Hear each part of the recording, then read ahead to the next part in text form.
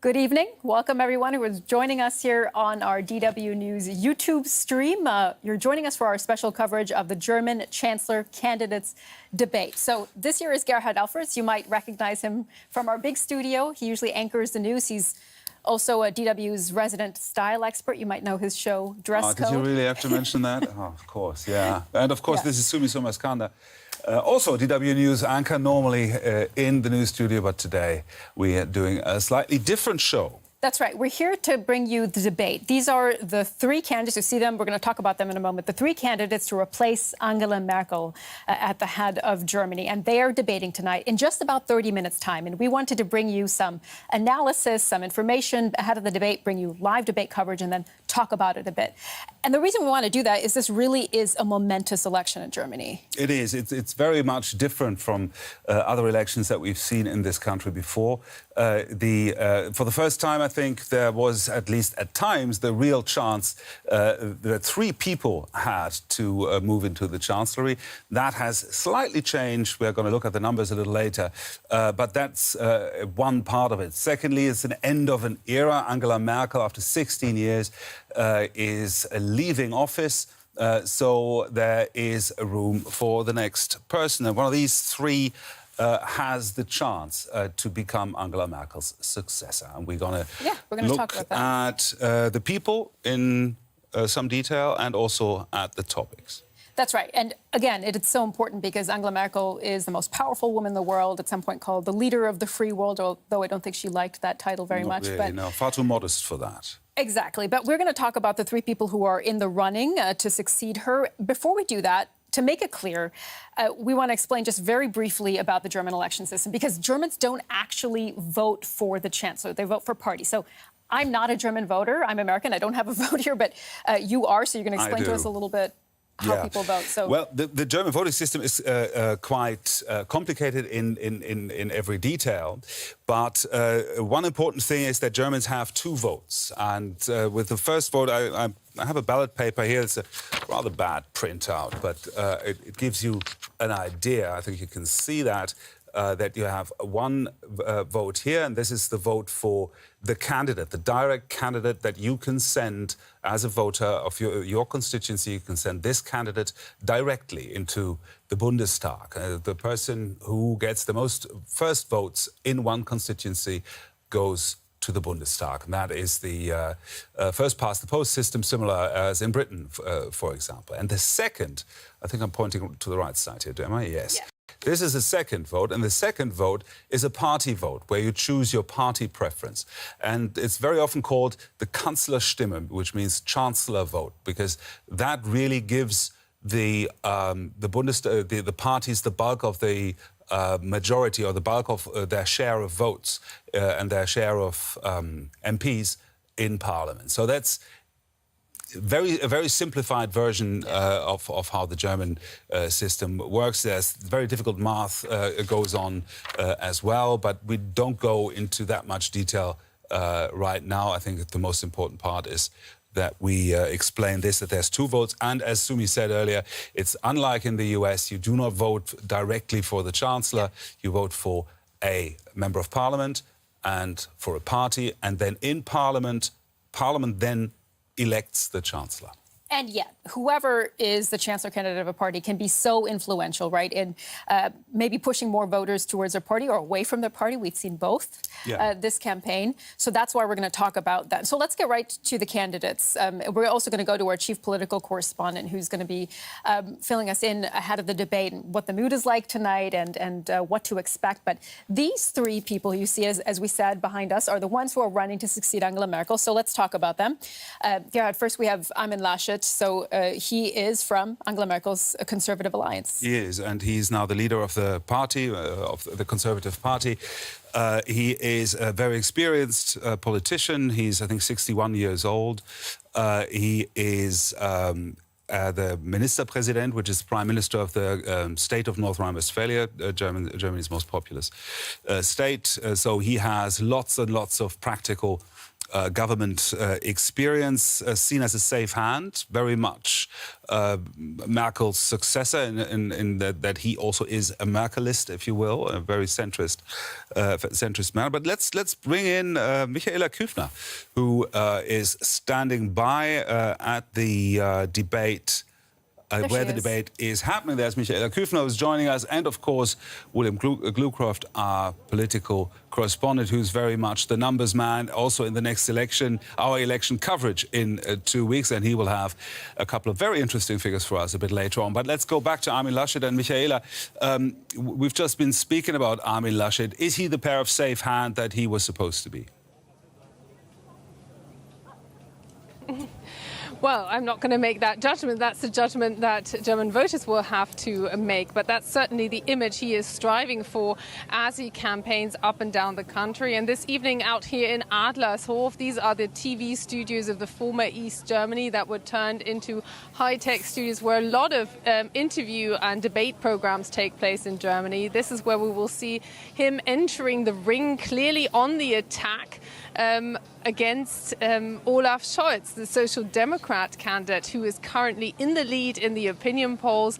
Annalena Baerbock will be there as well, the Green candidate, and she's fighting against exactly that, being counted as the woman who is also there, because currently in the polls it looks very much like a duel. That is also what the spokespeople are expecting.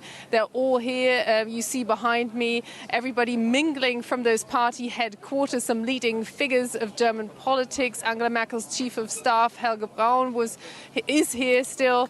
The party secretary generals, all of them, and leading figures. Of course, everybody trying to convince journalists that, of course, their candidate is the strongest. Armin Laschet has the credentials. He has the track record of being a state premier. But Olaf Scholz, the Social Democrat Chancellor candidate, he, of course, is the current Vice Chancellor. He's in a coalition with Angela Merkel. He works closest with her from those who are competing to succeed her, and that is also the card he's trying to play out. So Angela Merkel may be stepping down, but she still is very much present in the room.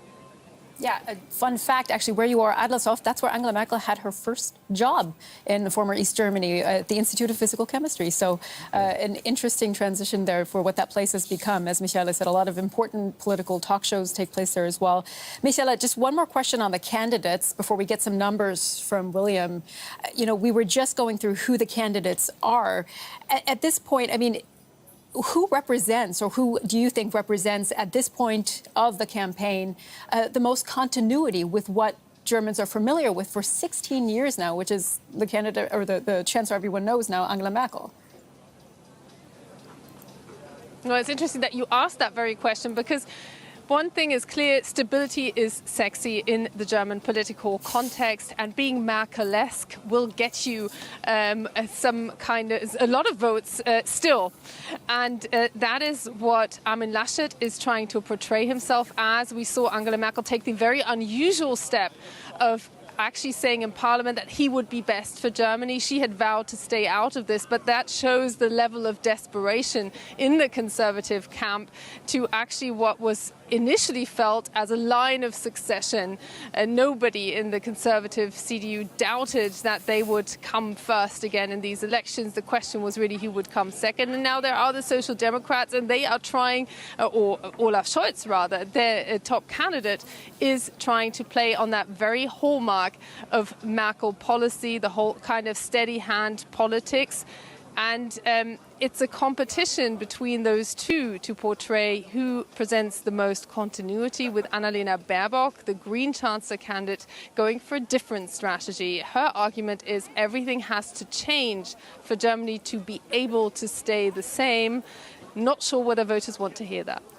That's exactly the point, isn't it? I mean, you said stability is sexy in German politics, and we've discussed that in the run-up to this show, right? I mean, Baerbock is campaigning on change, and everybody keeps saying that, you know, things need to change, we need change, we need change. Germans don't like change, especially sort of the big, large middle class. They have their car, they have their family, they have their house, and they want to keep all that. And anyone who's trying to make that sort of insecure, they go like, no, not too much change, please. A bit of change, yes, and you know, with all the with the climate change going on and all that, yes, we understand we must change a bit, but not too much. So, as Michaela said, stability is sexy, and I think William, you have a couple of numbers for us that illustrate that sort of desire to stay on the safe side, to not change too much. I mean, absolutely. Just think about the fact that Angela Merkel is just the 8th chancellor in more than 70 years since the founding of the Germany we know of today. So the next chancellor might be around for a while longer. So people stay in power for a long time. There's not a lot of changing or upheaval in a country that knows upheaval, that knows instability. So there is that historical and cultural aspect that I think influences this desire to hold on to stability and not have anything change so much. I mean, this is the country where people joke a lot about how much insurance Germans like to have. I think myself, I have 3 or 4 different kinds of insurance, and that's not even my health insurance. And I don't even have a car, so that doesn't include, I don't even have car insurance, and I still have other kinds of insurance. There's a joke sometimes you hear if people could have insurance for insurance, they would have that. So that kind of helps reflect this risk-averse attitude that we see throughout Germany. We see that also financially, for example. There's 40 million households in Germany, of 83 million people, about 40 million households. Anyone know how much private savings, private assets Germans have? Sumi? No idea. Gerhard, you're a business guy. Yeah, I know. It's in the trillions, probably.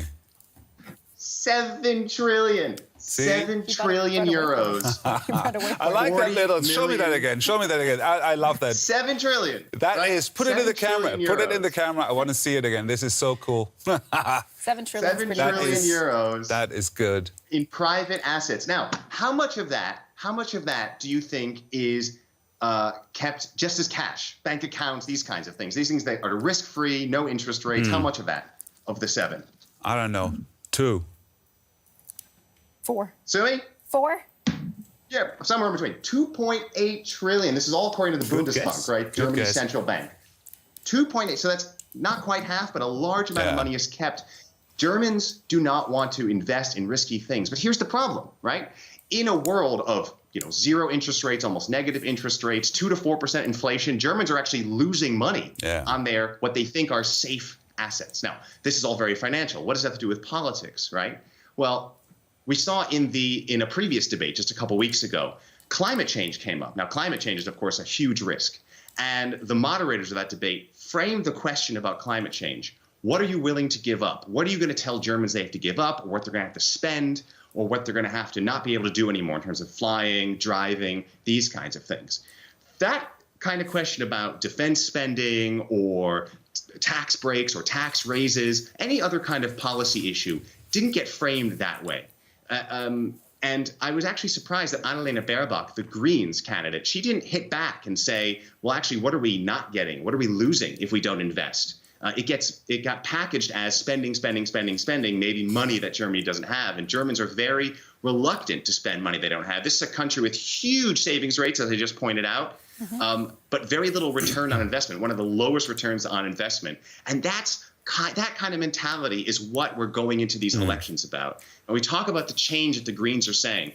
This is not the change of what Barack Obama in his rhetoric was talking about in 2008. They're also pulling their punches. Robert Habeck, the co-chief, Annalena Baerbock's colleague running the Greens party, he already said in a party conference earlier this summer, we need to rule with the majority, right? Basically saying we can't be offering too much change. We don't want to scare your mainstream kind of middle of the road voter. So even the Greens themselves that are billed as the change party, they're the ones who are also kind of pulling their punches and don't want to say anything that might sound too extreme to be able to, that might lose support.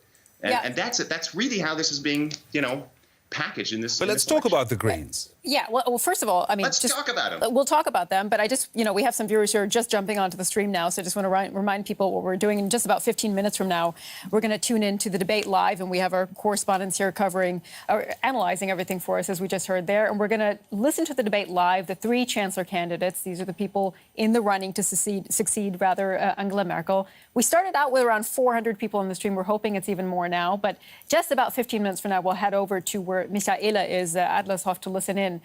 But yeah, I mean, let's talk about the Greens. Yeah, we started with Laschet. We talked about Armin Laschet, the CDU's candidate, Angela Merkel's successor as party leader of the Conservatives. Let's talk about the upstart, if you will, Annalena Baerbock, who made a furious start to the campaign. She really went up in the polls, and she really looked like she had a real shot at the chancellery there, which she doesn't appear to have right now. Michaela, let's talk about Annalena Baerbock. Who is she? She is a political scientist who also has a degree in international law, and she very much is a homegrown political talent from within the Green Party. She's 40 years old. She's a mother of two. She's someone who certainly speaks for a younger generation. And I want to pick up on what William said when Robert Habeck, her co-leader, talks about we need to find a majority, we need to speak to a majority. Well, that majority in Germany is 50 plus years old. Only 14.4% of voters are under 30 in these upcoming elections. So with the Greens, very much they're no longer a single issue party, but they started out solely on the climate ticket, and that's where they have the whole Fridays for Future movement solidly behind them, but they're just not many in numbers.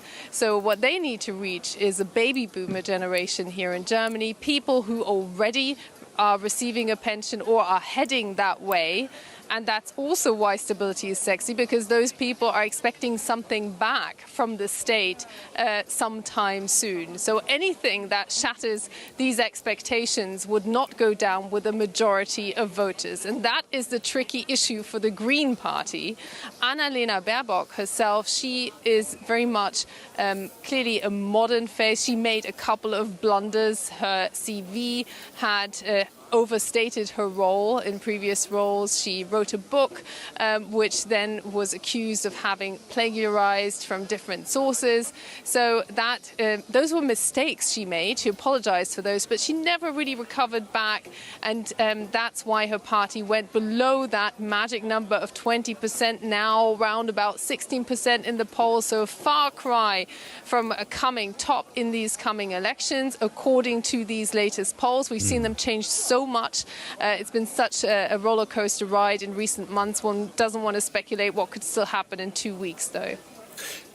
Michaela just mentioned the numbers have dropped significantly for the Green Party. Also, the support for Annalena Baerbock as a person has dropped significantly. What can you tell us, William, about the latest numbers there?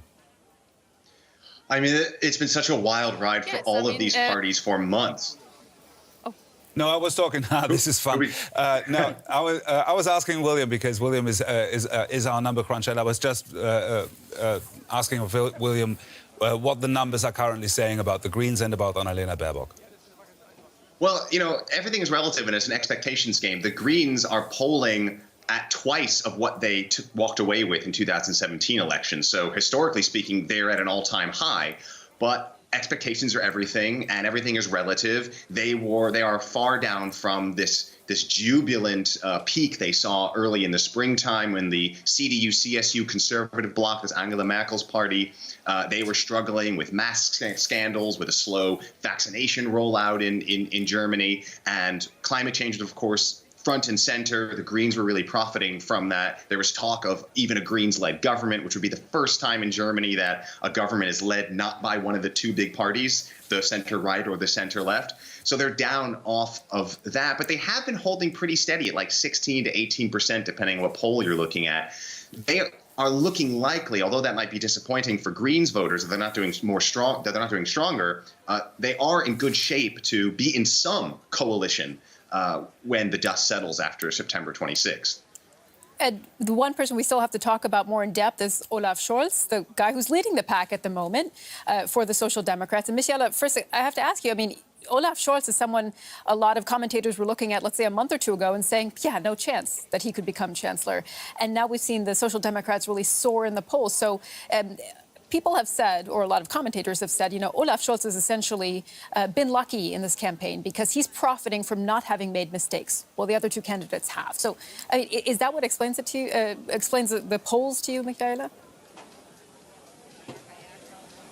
Well, he didn't make the kinds of mistakes that the other two made. Armin Laschet was, of course, infamously caught laughing in the background in the midst of a disaster area following those devastating floods here in Germany as the German president was trying to console people. So that really damaged his reputation.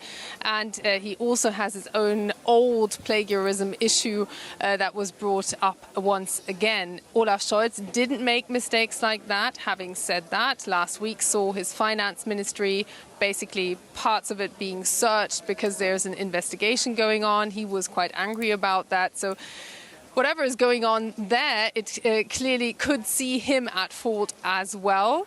A former US ambassador here recently described him as the most boring man in German politics. I think he didn't quite get what Olaf Scholz is all about because he speaks very slow. He makes sure people understand exactly what he says. He's trying to come across in a different political context, we would say, as presidential, as chancellorish, to coin a word there. And he is now also playing on the Merkel image of stability. And that is something that seems to be going down very well. Almost half of Germans, these are the personal ratings, would want to see him as chancellor, in stark contrast with his Social Democrat SPD party, which took a long time to really follow his rise in the opinion polls as a party. It now appears to be the strongest party. If there were elections today, it would probably get above 25%, potentially. This depends on which poll you're looking at right now. That is ahead of Angela Merkel's mighty conservative CDU party. So it appears that his personal popularity managed to lift the party up.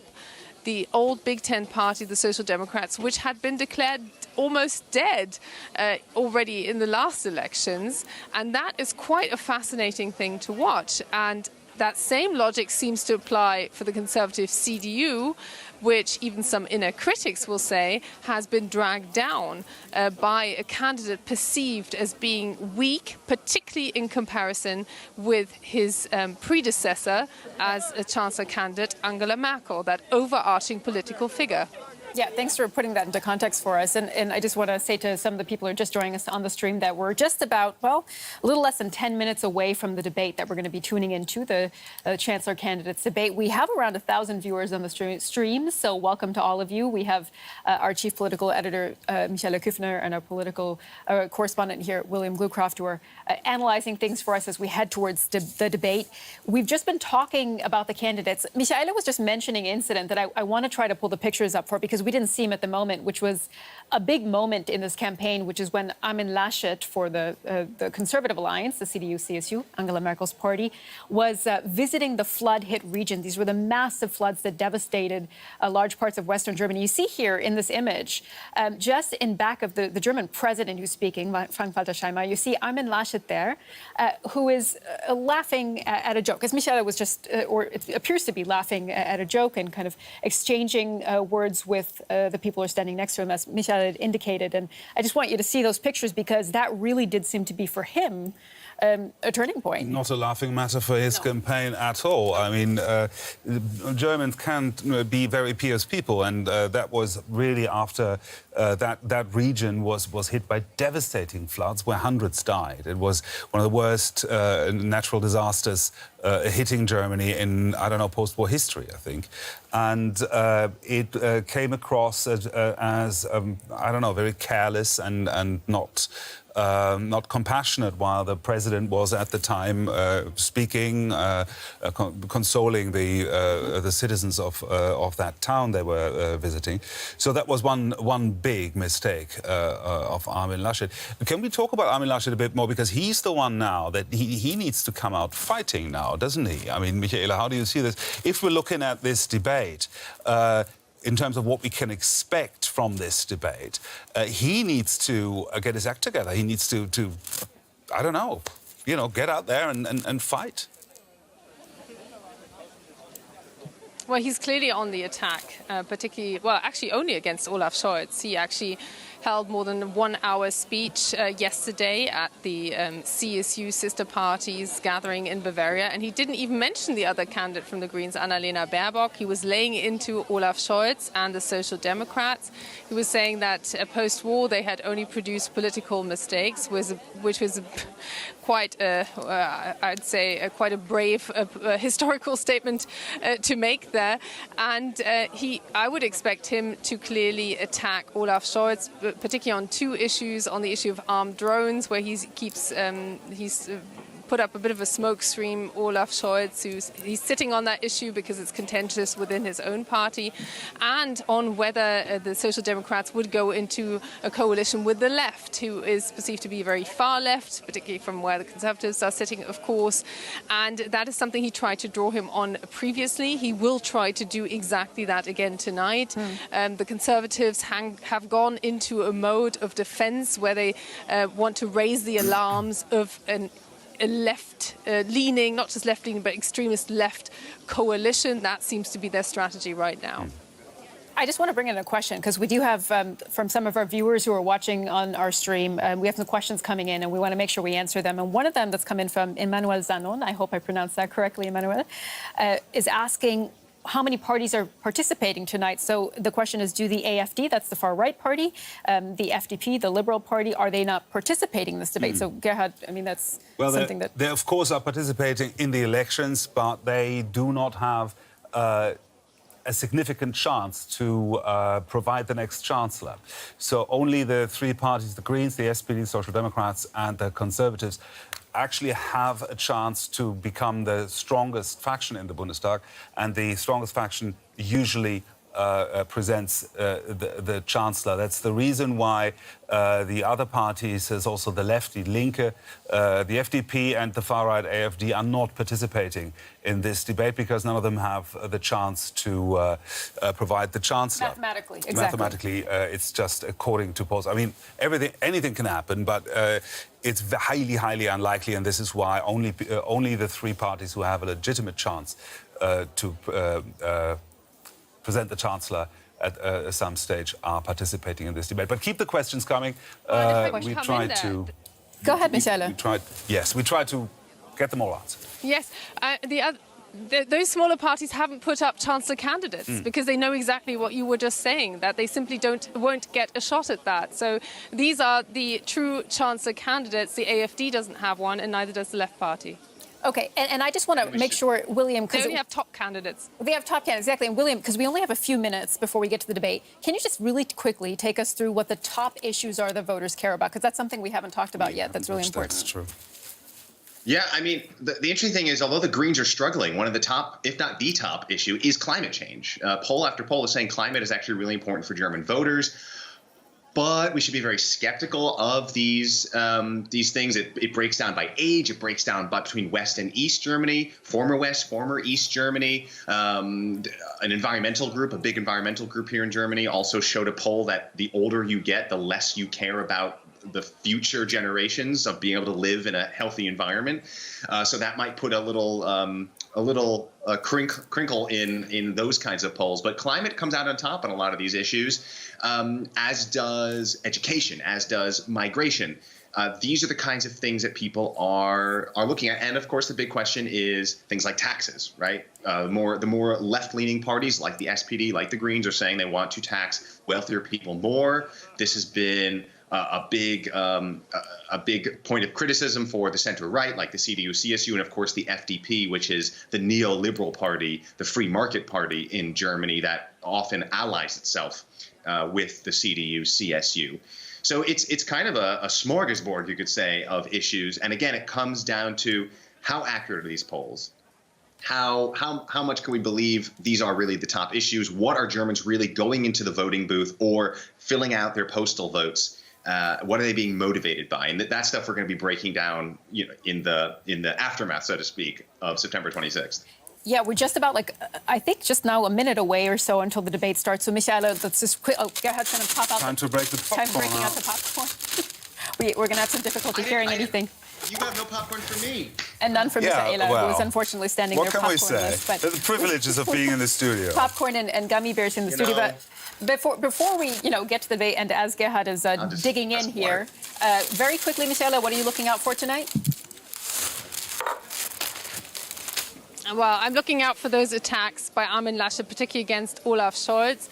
Armin Laschet appears to have stopped seeing Annalena Baerbock as a serious threat, and a notable absence of a pension debate, which is a pressing issue here in Germany. But all politicians are afraid of it because they can only lose if they're trying to tell an older generation that they may have to give up some benefits. But don't worry, I'm fine for food. There's food trucks here, but there's also about 1 million mosquitoes trying to eat me alive. So I'll hopefully talk to you later. Oh, my God. You better get yourself to safety there. While we have our popcorn at the ready, which is nice. And I don't know where... I can't see it. Let's talk to our producer, Hannah Costigan, who's in the galleries there producing us. I think the debate's just starting. Is it starting? Shall we pull it up? No, she is. The problems of these countries are going to be discussed, and we're going to ask how these three people are going to solve the problems as Chancellor. Good evening, Annalena Baerbock. Good evening, Armin Laschet. And good evening, Olaf Scholz. We, as the interviewers, are very interested. We're going to make sure that you have more or less equal time to speak, and we also want to tell them that everybody in the studio is either vaccinated or has a negative test. And we're starting. First question to Mr. Laschet. Mr. Laschet, according to all the surveys at the moment, you are behind the SPD. Now you want to fight for it in the next fortnight to be the winner, but should you not manage, would you be prepared as the junior partner to join a Scholz-led government? I'm just paranoid about everything. First of all, to cut you off there. I didn't realize you couldn't hear them. the next few weeks. That is the objective. That's the idea of this three-way showdown. For the people outside, people on the television screens can get an idea about who we are, what we stand for, and that's what we're doing. But the question was, would you join a Scholz government? And as you've seen, I answer that. I mean, we're not forming governments at the moment. We're still trying to find what is the right way ahead for the country, what is to be done. And I think after the elections, we will have ample time to see who will form a coalition with whom.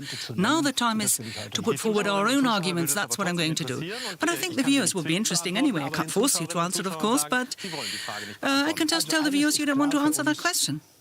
One thing is clear for us. We will definitely not be in a coalition with the left party. We will definitely not be in a coalition with AfD. We won't even talk to them. We won't cooperate with them. But Democrats all have to talk after elections. We will fight to be first. And that brings us to Annalena Baerbock. You see, we're asking according to political preferences and limitations. You've just said that you would like to form a government with Olaf Scholz.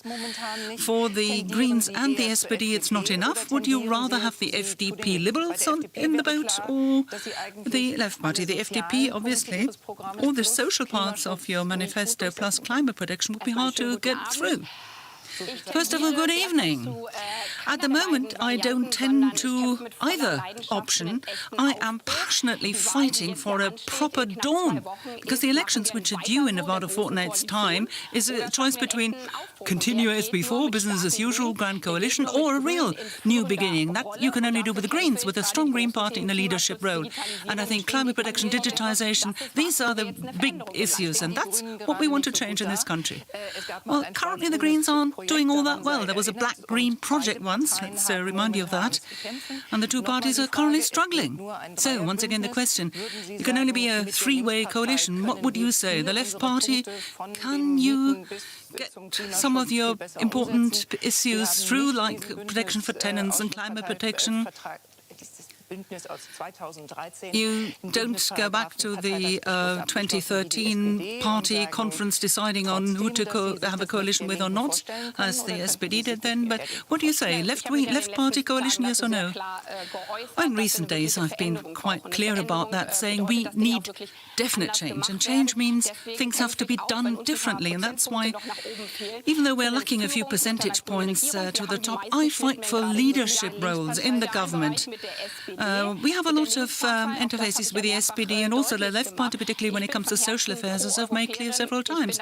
I'm a heartfelt European, and I'm convinced that the next government has to be active in its foreign policy, not try to keep your head down. And the Left Party, with its views on Afghanistan, has made very clear they don't want to bear international responsibility. But in recent years, we've seen in our own country how incredibly dangerous it is for democratic parties not to talk to each other. So let me make very clear, we talk to all democratic parties.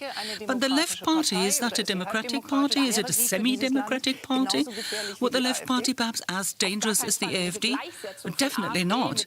And you can't put the Left Party and the AfD on an equal footing. I think that is really dangerous. Particularly, it would mean trivializing the fact that the AfD is not really anchored in the constitution, which we see time and again in the German parliament. In some of the German regions, we are in coalition with the Left Party, and they are obviously Democratic Party. But when it comes to foreign policy or even home affairs, security, internal security, Office for the Protection of the Constitution, we have a lot of problems there. Oh, goodness, is that a chair falling over? Never mind. Gosh, the studio looks like falling down. Exciting. Well, as exciting as the election is going to be. I think in recent decades we haven't had an election campaign as exciting as this. Back when the red-green government, SPD Greens, was elected, until the last week it wasn't clear whether it was we would have enough votes, yes or no. So I'm giving it my all because I'm absolutely convinced Germany can do more, and we need this new dawn. Mr. Scholz, you are also in coalition with the Left Party in several regions. Why then do you exclude this for the federal level, where, as Ms. Baerbock said, other issues are important, foreign policy? You're not excluding this alliance now. Where there are all sorts of absurd ideas. Recently, Mr. Linton of the FDP Liberal Party was asked to exclude going into a coalition with the SPD and the Greens. And I think that made clear that we should remain calm and based on common sense. I am very much in favour of getting people to vote for the Social Democrats. That's important. That's the basis for forming a good government with all the principles I hold dear. And one thing is clear. If you want to form a government in Germany, you have to have a clear position. You've got to be in favour of transatlantic cooperation. You also need to say very clearly that for our security, NATO is indispensable, and that we need to live up to our obligations in the alliance. We need to be in favour of a strong, clear, sovereign European Union. And let me add, particularly now when times are difficult, it's worth saying that this also entails making decisions that may mean German soldiers need to be deployed in another country as part of an EU or UN or NATO mandate, which they currently are. These are subjects you would discuss with the Left Party. My principles are clear. Anybody who knows me knows what they get, so I am going to follow my principles. So for the time being, it's important that the citizens make their decisions, use the opportunities they have. Even better if they vote for the SPD. That will make it possible that I will become the next set of government, and then we'll create a good government. There's one question, very briefly. Let me say that it's not entirely honest, Mr. Scholz, to say the citizens decide. Yes, the citizens will give us an election result. After that, it is our responsibility to say what kind of government will we form for Germany. And we don't have to ask whether you will have a coalition with the Left Party or not. You've answered it. You say you don't exclude that. We've seen that in the parliamentary debate this week. Mr. Bartsch of the Left Party said, oh, you have to be with us, better the Left Party than Christian Lindner, FDP Liberals. In your manifesto, there are many overlappings between you and that party. Taxes, for example, are a case in point. And in your party, you could see many people nodded, some even applauded. So everybody needs to understand, if mathematically there is a majority, even if you were only the second, not the overall winner as a party, you will enter into a coalition with the Left Party. So that is why the voters will only believe you if you say straight out, somebody who wants to abolish our internal security arm, the Office for the Protection of the Constitution, wants to leave NATO and wants to say, oh, well, NATO, maybe a reformed NATO. No, you want to make it clear, because the citizens don't want the Left Party as part of the government. You weren't willing to say that even today.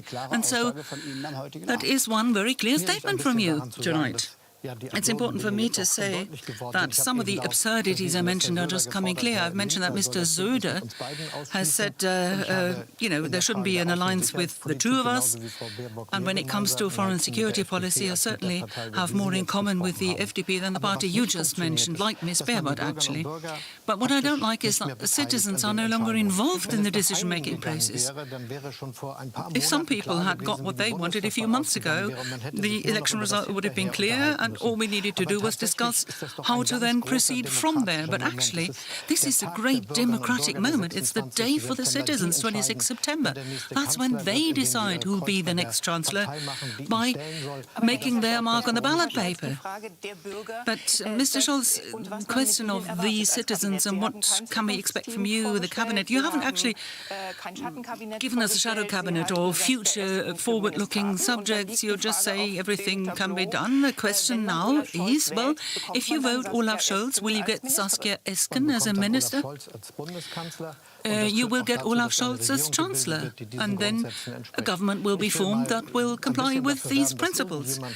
Let me make sure that some of your colleagues, maybe one of you, who knows, you or you, will one day write a big fat book about the members of shadow cabinets that came to nothing. That sort of book would be a very heavy volume. But it also distracts from the genuine political debate. When it comes to me, I'm going to form a government which is 50% men, 50% women, lots of people who really know their job, who fit with each other, and who will manage to form a good government for the country. Everything in this election campaign is focused on you, the challenger Olaf Scholz. How dangerous could it be for your party and the success of your party if in your ministry, the Ministry of Financial Affairs, there's been a raid now? The raid which has been done there by an Osnabrück government followed the suspicion that maybe in Cologne one or two local members of the staff hadn't done their job properly. These have just been raids to support what they did there. It has nothing to do with the ministry where the location of the raid was, but they did all that was necessary.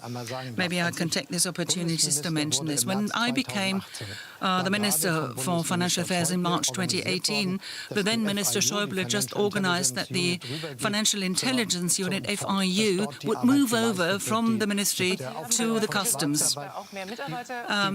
Shadow economy, all sorts of things, black market activities, money laundering, funding for terrorism, all of these things were supposed to investigate it there. And what I did was take over a ministry with 260 members of staff, now 700 in the future. I made sure that we get a modern IT, modern boards of directors, made sure that together with the regions we develop criteria as to what to choose for this infrastructure. And we also invited everybody to get involved. notifications have risen from 50,000 to 150,000 regarding financial malfeasance. Mr. Scholz, perhaps you can ask the other two candidates whether they believe you. Well, let me finish first. We are using artificial intelligence. We've now got a consultancy company to make sure that this whole modernization process of what used to be a very small-scale authority is organized and progressed. So I think it's an impressive achievement. Do you find that impressive as well? Well, it's a miracle how even in this particular case, when the prosecution service gets into your ministry to conduct an investigation, you can try and paint it all beautiful. You're the man who has to supervise it. You supervise the institution. And in our manifesto, because we knew these deficits, we said that particular task force should be part of the Federal Crime Office, and not where you moved it. And now you say we've got more and more staff, fine, but you are getting fewer and fewer investigative successes, particularly when it comes to money laundering. So little that a prosecutor comes up saying, I need more information, and then a judge decides, yes, such a search is allowed to happen. So I think it's absolutely inappropriate that you talked in a disdainful way about judiciary. That's inappropriate. Populists in other countries do that. When these people come to investigate, you say, I disclose everything and not tell them how to do their job. And if it was just a case where you don't want to take responsibility for the subordinate areas, well, it's not the first time you didn't do that. When it came to Wirecard, there were millions of small-scale investors who lost masses of money because you did not direct the supervisory authority correctly that should have done it. You have the responsibility for that. Not you personally, but as a minister, you, like any other minister, have to make sure that the supervisory authority does the job it's meant to do. And if not, you have to intervene. And if you're unable to do so, I can tell you, if my finance minister in NRW would work the way you do, we'd have a real problem. And the third point, cum-ex. Here we had criminal deals, and they led to a situation that some people got the government to reimburse them twice over. First of all, the money that's there has to be brought back, and you actually refrained from doing something, even though Wolfgang Schäuble, the outgoing minister at the time, warned you that there would be a statute of limitations. You refused to act. Oh, I'm not going to fight whether you met or didn't meet the certain banker. It's up to a commission of inquiry to sort that, not my business. But you have to take responsibility. You should have done that, and you will have to do it with the job you want to have. And that's something you can also be expected to do as Minister of Finance. What about you, Ms. Baerbock? What would you say to that? Well, I think you cannot say from the outside whether the prosecuting authorities are doing their job right. We've got the judiciary for that very reason. After all, we've got a system based on the rule of law. What's crucial for me, particularly in a situation where after the COVID-19 pandemic, we find ourselves in a situation where we have been investing big time in the future, and we'll need to do it more, and we'll need to use a lot of money to do that. And looking at public coffers, we have to say that some 500 million euros are lost every year by money laundering, criminal activities, and everyone who pays their taxes, you know, bookshops and nursing care workers, they pay theirs. But the fact that tax evasion and money laundering hasn't been a massive priority in recent years, it starts with the CDU. I mean, you said yourself that you've increased the number of people who work there, but the three agencies, the agency of the Federal Tax Office has had some big problems. There's been misinformation, questions of criminal activities haven't been passed on to the state prosecutors, and what's key for me and from the German lower house of parliament, the Bundestag, we know, that's the heart of what we have here is the parliament. Should we hire more people? We should. It was my parliamentary group that asked that, and then your ministry said we didn't need to have more staff, but now apparently there's been a major problem here. The question that crops up for me here is why is it that the open question of the Warburg Bank, that the minutes of the Financial Committee have not been published, even though we've asked for it to be published? So that's your critique from the Green Party, your potential coalition partner. Well, the first thing I'd like to say is that certain things are being distorted here on purpose. Mr. Laschet, I'm afraid you'll have to listen to that reproach here. There hasn't been an inquiry from the Ministry of Finance, and it is not the case that the Public Prosecutor's Office from Osnabrück had any questions targeting the Finance Minister, and you particularly tried to suggest exactly this. But there was an inquiry in your ministry. Mr. Laschet, you are trying to create the wrong impression here for very disturbing reasons, I have to say. Well, was there a raid in your ministry or not? But you see the way you're putting the question. There's the disingenuity. You can see it right there. But the public prosecutors were in your ministry. Yes, they were in my ministry. They carried out an inquiry in Cologne. And for that, they needed information. They did not have an investigation of my ministry. And because you are suggesting they did, you're creating the wrong impression. And the fact that we've had massive modernization of this ministry in the 3 years that I've been finance minister, and you're just adding a lot of untruth there. Like, for example, that with Wirecard, the necessary measures weren't carried out, but we ensured, after the auditors had audited for years and never found anything, that we now have changed our law to ensure that auditors have to be switched every few years. We're the ones who said that there has to be a separate supervisory board to look at this, and that the Financial Supervisory Agency has to do far more than they've been able to do in the past. They have far more latitude. Yeah, but 3 years before that, there were journalistic inquiries and research being carried on this, investigative journalists. Let me put it another way, Mr. Scholz. How dramatic is it if a social democrat, and we've heard some of the examples, cum-ex, Wirecard, and now the raid in your ministry, suggest that financial crime and combating it are jobs that you're simply not taking seriously enough, or it's just all a bit too casual. I mean, what do taxpayers think when they see this? Well, I think taxpayers just have to see what's actually being done, and our taxpayers are very clear that the setup of the agency that we have achieved in the last 3 years hasn't been done anywhere else, and the dramatic changes that I have carried out for auditing for the major capital organizations in Germany are very impressive, and there is this is very important, and I've done what needs to be done if you're in office here. Of course, there are a lot of criminals committing crimes every day, but you don't blame the police for that.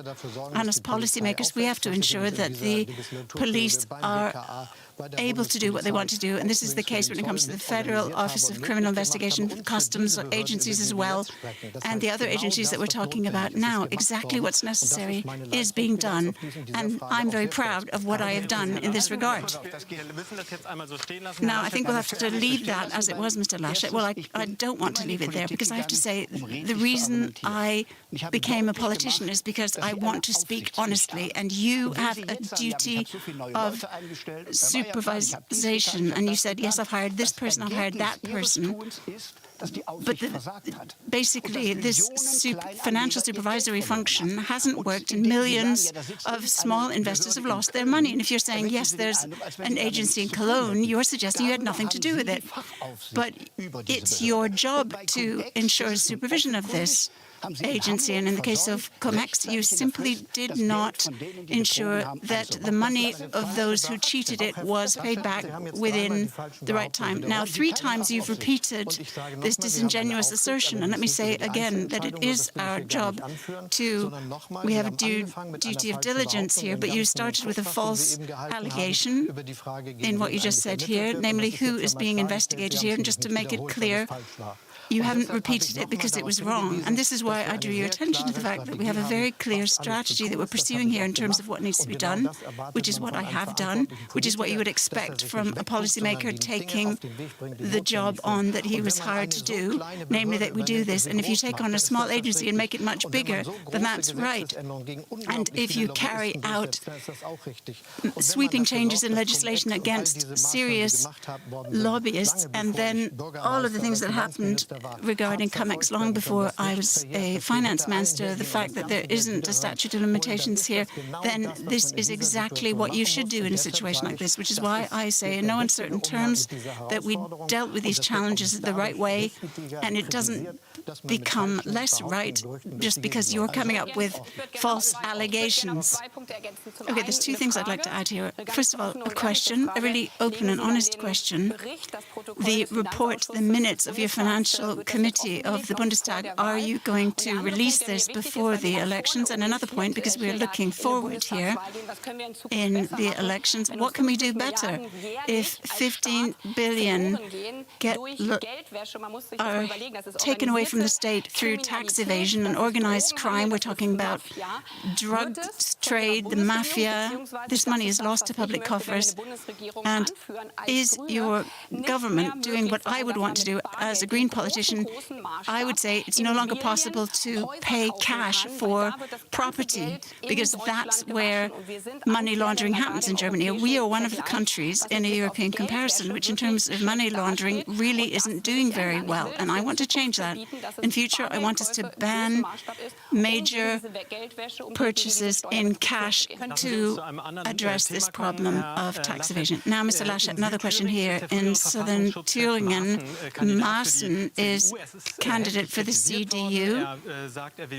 He says the mistakes of the Merkel government are ones he wants to address, but he also spreads fake news on Twitter, and some say that he represents the whole range of CDU policymakers. Is he typical for you for the CDU? Is that the heart of the party? Well, he's a member of the CDU. I wouldn't say he's at the heart of the party. He's a member of the CDU. And you know that we have election rules that say that every constituency can set up their candidate. This constituency decided to go for Mr. Maaßen, and we have to respect that. Now, a member of your future team, Karin Priem, you call it, has more or less suggested not to vote for him and to vote for the SPD candidate. Would you vote for Maaßen? Well, I vote in the constituency of Aachen. And Mr. Maaßen said that Ms. Priem has to be removed from the future team, and my response is Karin Priem is going to stay in the future team. But what I asked you is, would you vote for him? Well, what's the point of mere conjecture here? I vote in Aachen constituency, but there are very many differences between myself and Mr. Maaßen, as I think many people know. And Mr. Maaßen will have to stick to the course that I will be setting as party chair, and if the voters so wish it, as Chancellor. So if he speaks about migratory flows and state bankruptcy and says, I didn't become a member of the CDU so that 1.8 million Arabs migrate to Germany, would you criticize statements like these? I would counter that the decision of the German Chancellor 2015 was correct not to close the borders, that we are in favor of managed migration, but that all of these statements that are racist, I am against. Now, Ms. Baerbock, there's a discussion in the Green Party about a Green Party member, Boris Palmer. Is Boris Palmer a member of the Green Party? And if not, why not? He is a member of our party, but he made a statement that was racist, and this is why I, as the party chair, and this is obviously the difference between the two of us at this point, that you can't just say a thing like that. And I phoned him up and said, you need to say sorry for what you said. And since that didn't happen, the Baden-Württemberg Green Party at Party Congress said, we need to look at the membership of Boris Palmer if he isn't prepared to apologize for his statement, whether he can continue to be a member of our party. And this is something, particularly in times like these, where we have the NSU series of murders, where we've got the Hanau right-wing terrorist attacks, this terrible attack of a synagogue in Halle where 2 people were murdered as well. I meant to say Halle, and then in Hanau, where people were shot, young people, and if you speak to their parents, they have to believe that everything is being done in Germany to combat racism here, so that young people who have an ethnic minority background are safe in this country 2 or 3 generations after their parents came here. And I would expect this from the CDU, that they look at these problems and sort them out. I know it isn't always easy to put your own party in order, but for example, Annegret Kramp-Karrenbauer was very clear when it came to a party member regarding the AfD, and she didn't mince her words here, and it's extremely important that we don't equate the left wing and the right wing here. And I mean, I am running as candidate for the Green Party, and for the next German government, I want to make it absolutely clear that combating racism must remain priority in our country. Just to remind you again, this was my very first statement that I said here, that there is a clear line in the sand towards the far right, and that the biggest threat of democracy is the far right. Well, why did you equate the left party and the AfD? You've done that in the German parliament, the Bundestag as well. But if you listened carefully, I've formulated it very carefully, and I said I reject the left party for a number of points that I won't go into here because it'll just take too long. But I actually combat the far right. They do not belong in parliament, and they are the people inciting hatred and murder of people like my party colleague Walter Lübcke, which is why there's an absolute line in the sand there for me. And, well, then you can't equate the left party and the AfD, though. Yes, but I said I'm against us leaving NATO. But you said you categorically don't speak to either equally. Yes, I didn't say that. I said I wouldn't go into a coalition with either. I said I wouldn't enter into a coalition with either.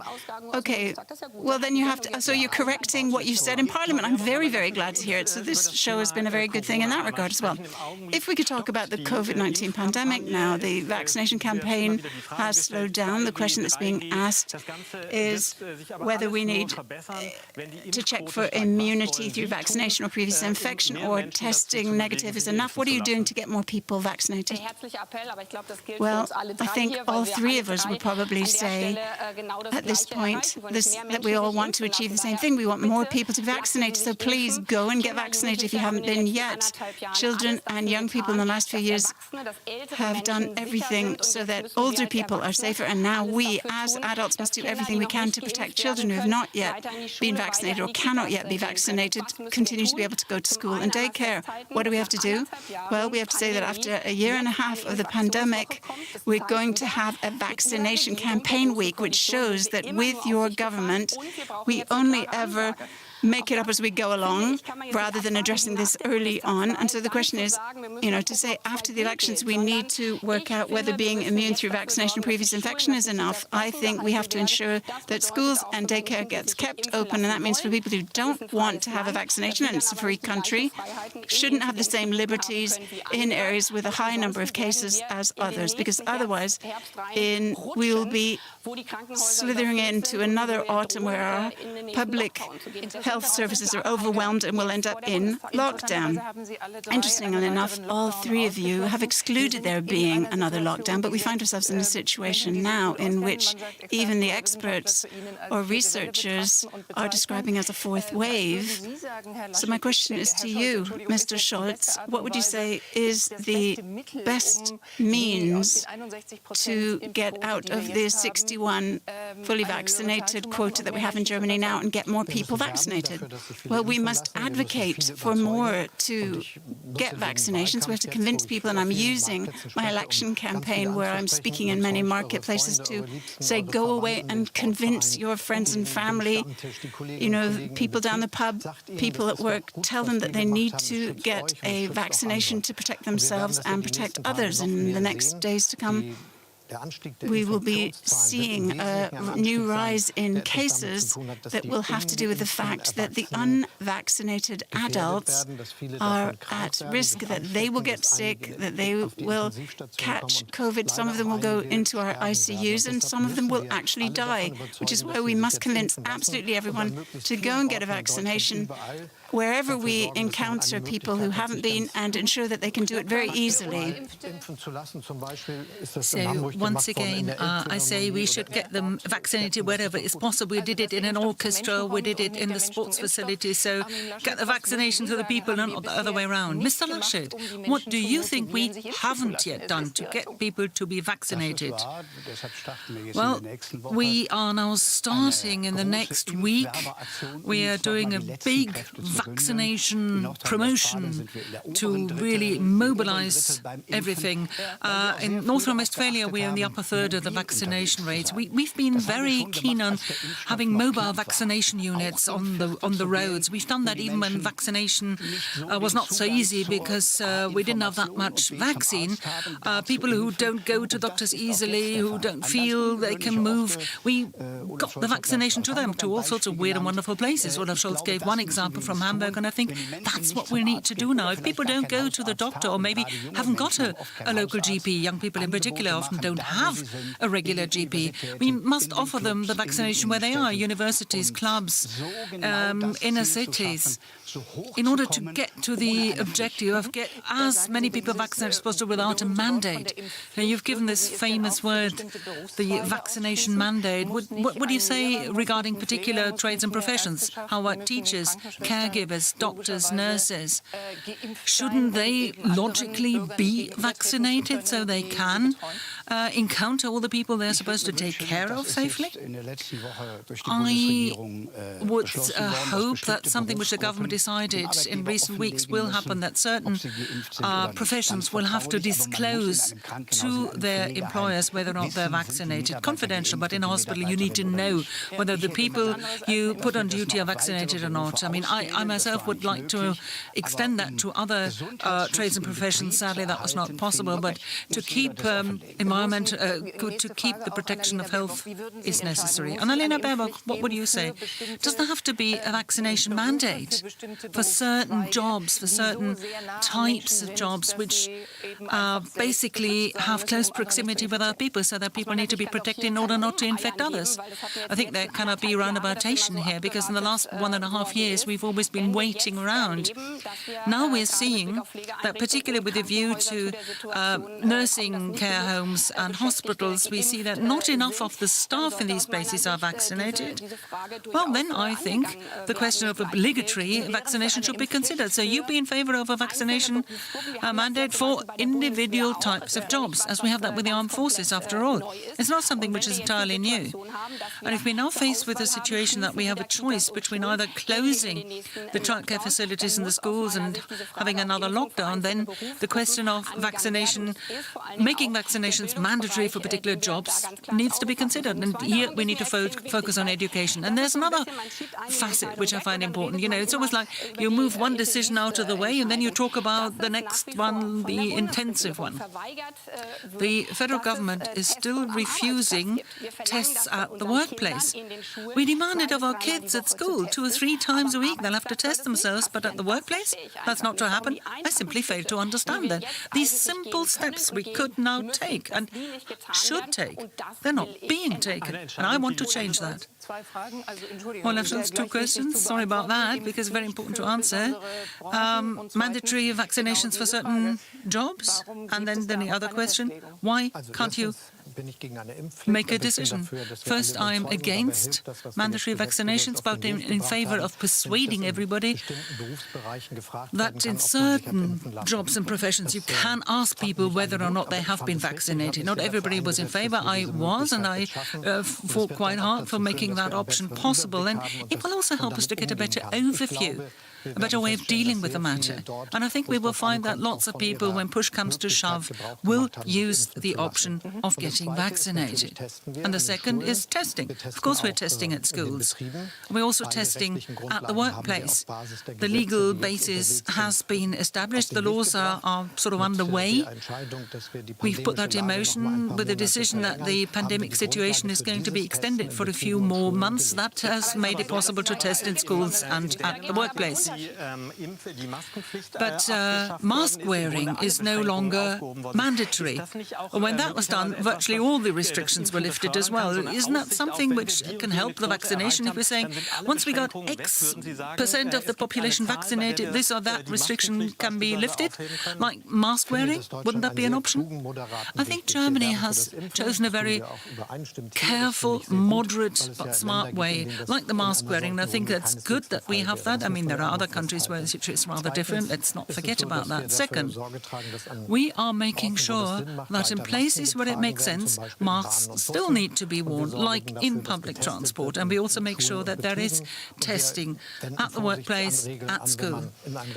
And precautions will have to be taken when entering a restaurant or cultural facilities, and not everybody is allowed to enter, only those who are tested, have recovered or are fully vaccinated.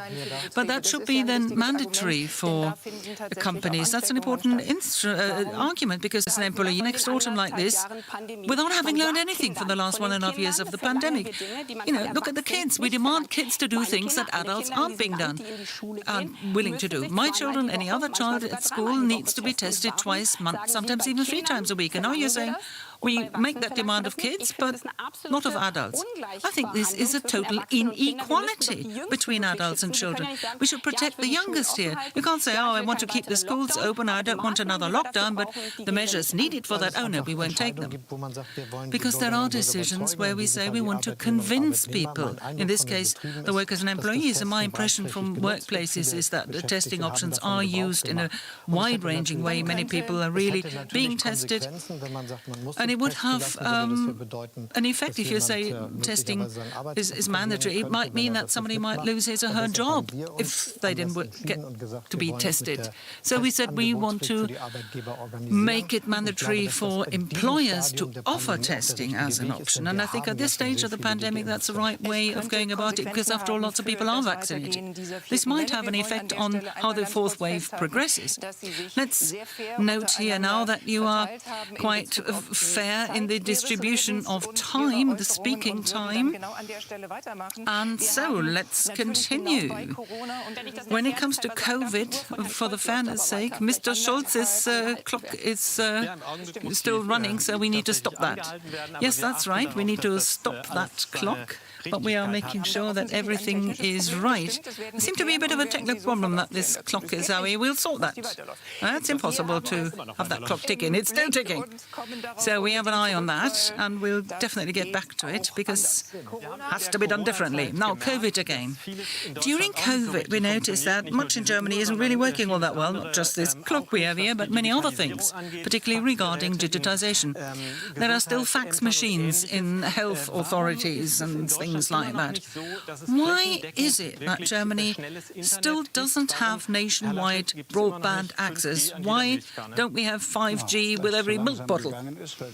It went slow because not enough was invested. We've caught up a lot, but it's not enough. But it was your party in government. There were several parties in government in recent years, including mine. We've done a lot, but it's not enough. So I'm saying it can't be business as usual. In the future, we need to bundle our strengths. I want to set up a ministry for digitization, which really tackles that subject at all the different levels, which are currently distributed and are in the remit of so many different authorities. I'm absolutely annoyed that even on motorways, we still don't have access, Wi-Fi. It's not acceptable for Germany. We're talking about 4,000 blank spots and 4G. And now let's remind ourselves, over the past 4 parliaments, digitization was always announced, was always in the party manifestos, not just once, but somehow digitization never really happens. What is your assessment, Annalena Baerbock? Why is that? Where are the biggest deficits when organizing this new infrastructure? And when will we finally be able to hope that we no longer have to deal with a fax or have to go to some office to extend our identity card, but do it digitally?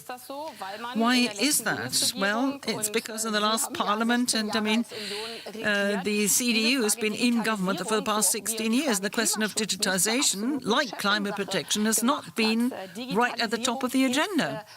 Digitization is, or was, I think we have to say, the task of the time, and you just let it slide and distributed all these jobs between different ministries. The question is, what would I do different? Future forward-looking subjects have to be integrated in the Chancellery, having central organisation and coordination. You don't need a special ministry for that. Digitisation is needed everywhere. Judiciary, for example. Concrete suggestion for my party is we have a federal and regional government programme to digitise the judiciary. We find that many of the crimes can't even statistically collate it properly because we have faxes moving the data there and back. As far as fibre optic cable is concerned, your minister, Mr. Altmaier, did these special tender rounds where things got more and more expensive every time. So we'll have to, cut that short and do what Spain did.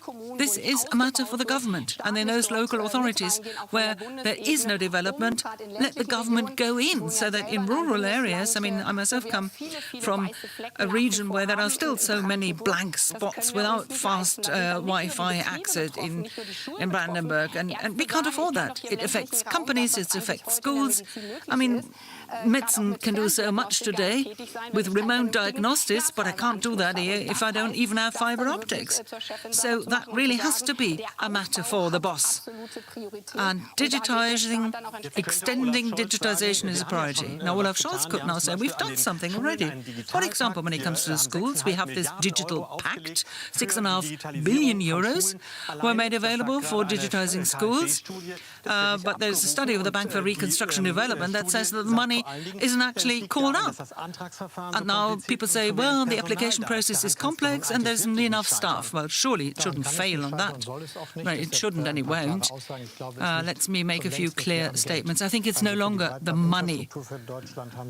As far as digital infrastructure is concerned, in Germany, we've made available public money to the tune of 12 million euros. When it comes to KI, artificial intelligence, AI, 5 billion, quantum computing, 2 billion, and the question about the next steps, 5G, 6G and whatever, another 2 billion are earmarked for this. So it's a lot of money. And the money you mentioned for the Digital Pact, that really was a bit late. It was a good thing that in this Parliament we decided to change the German Constitution, the Basic Law, which we had to do in order to go for the Digital Pact. It was negotiated and we had final cross-party agreement, so the money is now available. Had we started that process earlier, we'd have got further by now. But I think that's a matter which shouldn't stop, because we have to make certain that the financial assistance of the federal government can be used so that local authorities, municipalities can make sure that schools are connected. And I think we need to learn from what went wrong in the past. But, for example, when we're looking at mobile telephony, the requirements for the operators weren't tough enough in the past. This time we've done that differently. And we decided not to go for the optimum income, which is what we went for in the past. But this time we said the most important thing is for the operators to commit to making these matters available nationwide in Germany. And we added special promotional funds, which we generate from the revenue to be generated. And I think that's the right way of doing it. With a gigabit society, which we will need for the infrastructure in Germany, we also have to make sure that we don't just provide money, but we also have to make sure that if you have infrastructure responsibility, do it everywhere. There is an administrative problem as well, though, because as you said initially, clearly the money is there, but the technician isn't, that the school would need to connect. And the system administrators aren't there to make sure that your GP's office is connected. So we're still with the question of lessons from COVID, 1.5 years since it started. You said we found a good way through this time. Other people say a lot wasn't there, like the mask weren't there in time, nor was the vaccine. And there was also the problem that the health authorities weren't properly connected. Your central lesson from these 1.5 years that we've just witnessed would be what does need to be done differently, urgently? Just one item. What would you change? What have you learned from the last 18 months of the COVID-19 pandemic?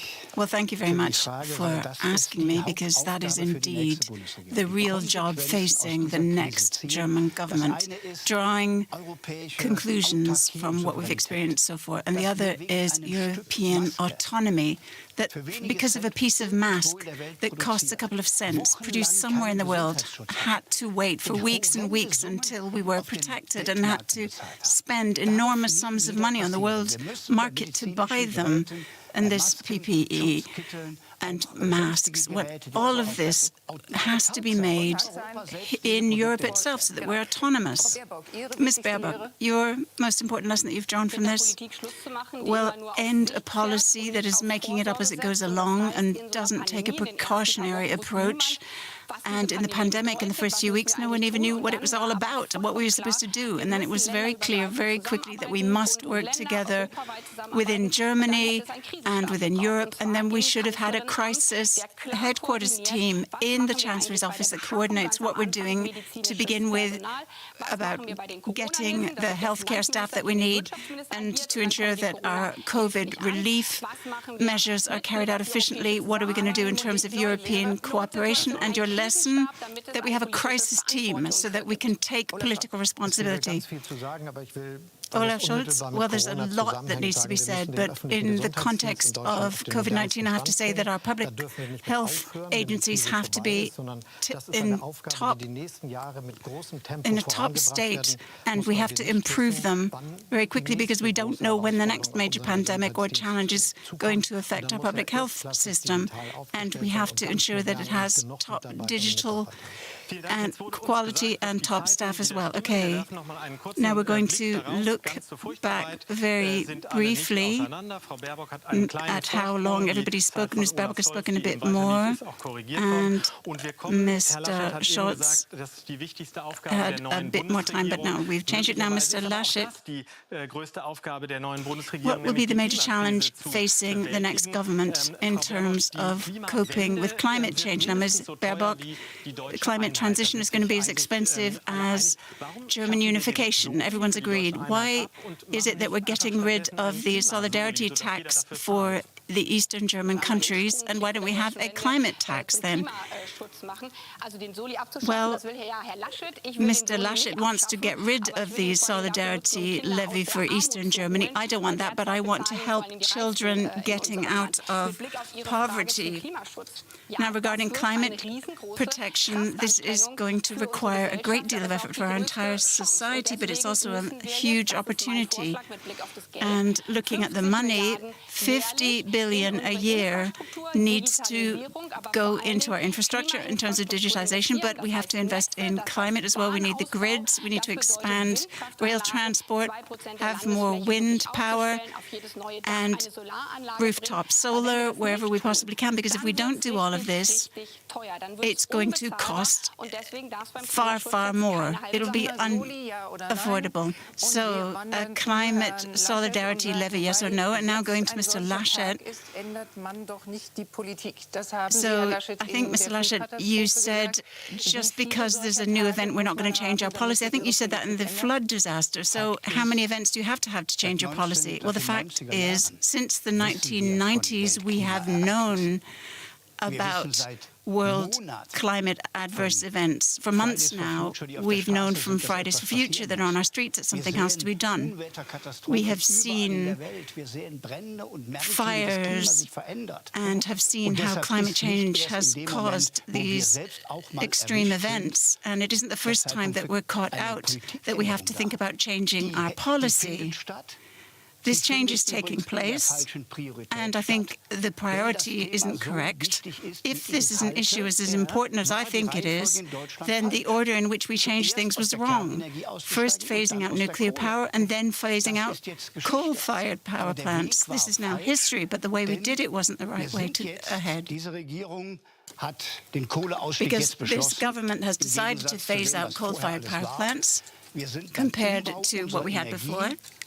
We are in the process of an energy transition in industry, and that's the real way forward, not by banning things, but pulling all the stops out when it comes to reducing red tape around planning, permission, and ensuring that power transmission lines are put in place so that we can bring the power where it's needed.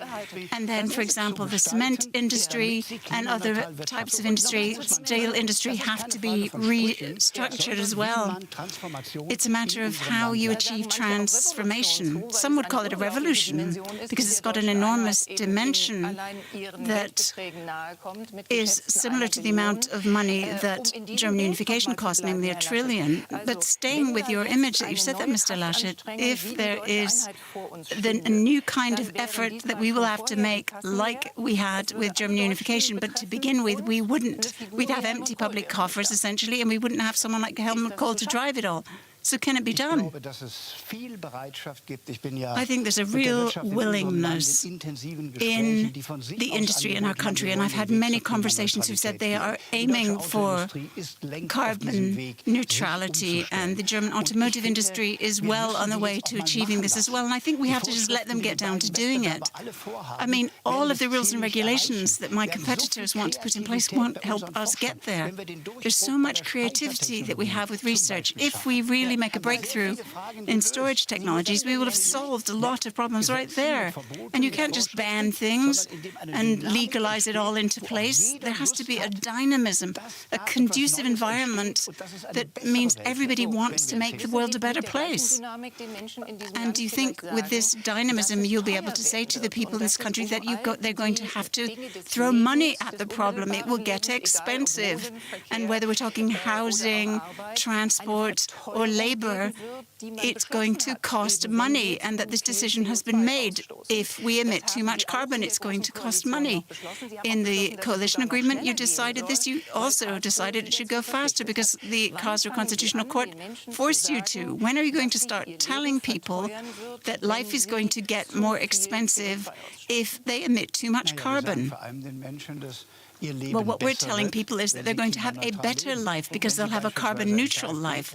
For example, if you look at the KfW program that we have that lends you money to put rooftop solar on your roof, that means that you'll have greater quality of life. But it's not necessarily the case that everything is going to become worse and more expensive. No, many things are going to become more expensive, though. Yes, but if we're creating new jobs in the process, coming up with models for how to do it, becoming market leader, world leader in these technologies, then we can do away with all this rhetoric of things are getting worse. Yes, but things are going to get more expensive. Petrol's going to get more expensive. Yes, but the carbon tax revenue that we generate here will be used to dismantle the very bureaucratic renewable energy levy. Yes, but that's not going to be reflected at filling stations. Mr. Scholz, the carbon price is going to increase. Where is a petrol price where you could say, that's the end of the line? Well, it's my firm conviction that the carbon pricing should be done in a moderate way. And I've said that, the way forward isn't to make everything more and more as expensive as possible, because just because petrol prices are higher, people don't go out and buy a new car, not least because the situation in the world about oil prices plays a role here too. And this is why I'd say that we want to take a moderate path towards this, and that we want to give this money back to taxpayers by ensuring that power is cheaper and that we ease their burden elsewhere. But I've just heard the opposite, Mr. Scholz. We've just heard power is expensive and it's becoming more and more expensive. Petrol is expensive and becoming more expensive.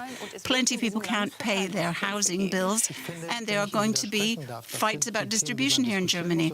But these are the issues that we have to discuss, which is why I think a moderate way forward is the right way forward.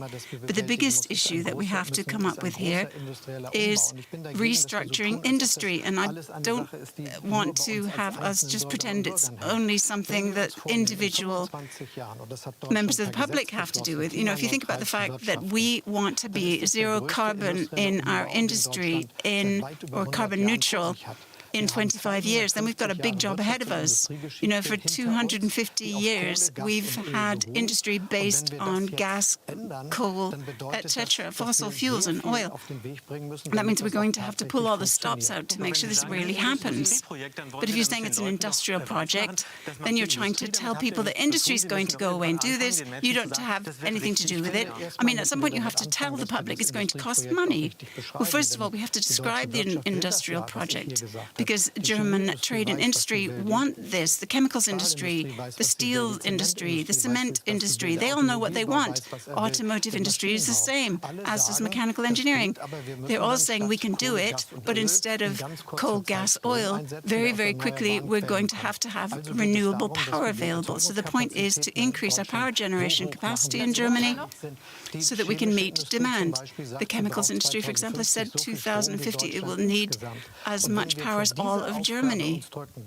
And if we don't do that job, we've got a real problem, which is why I want to say quite clearly that right from the very inception of our new legislative period, because we've only got 25 years, which isn't long, to ensure that we're generating enough power in Germany so that all of these changes in the chemicals and steel industry and all of the other industries in our country can actually get off the ground.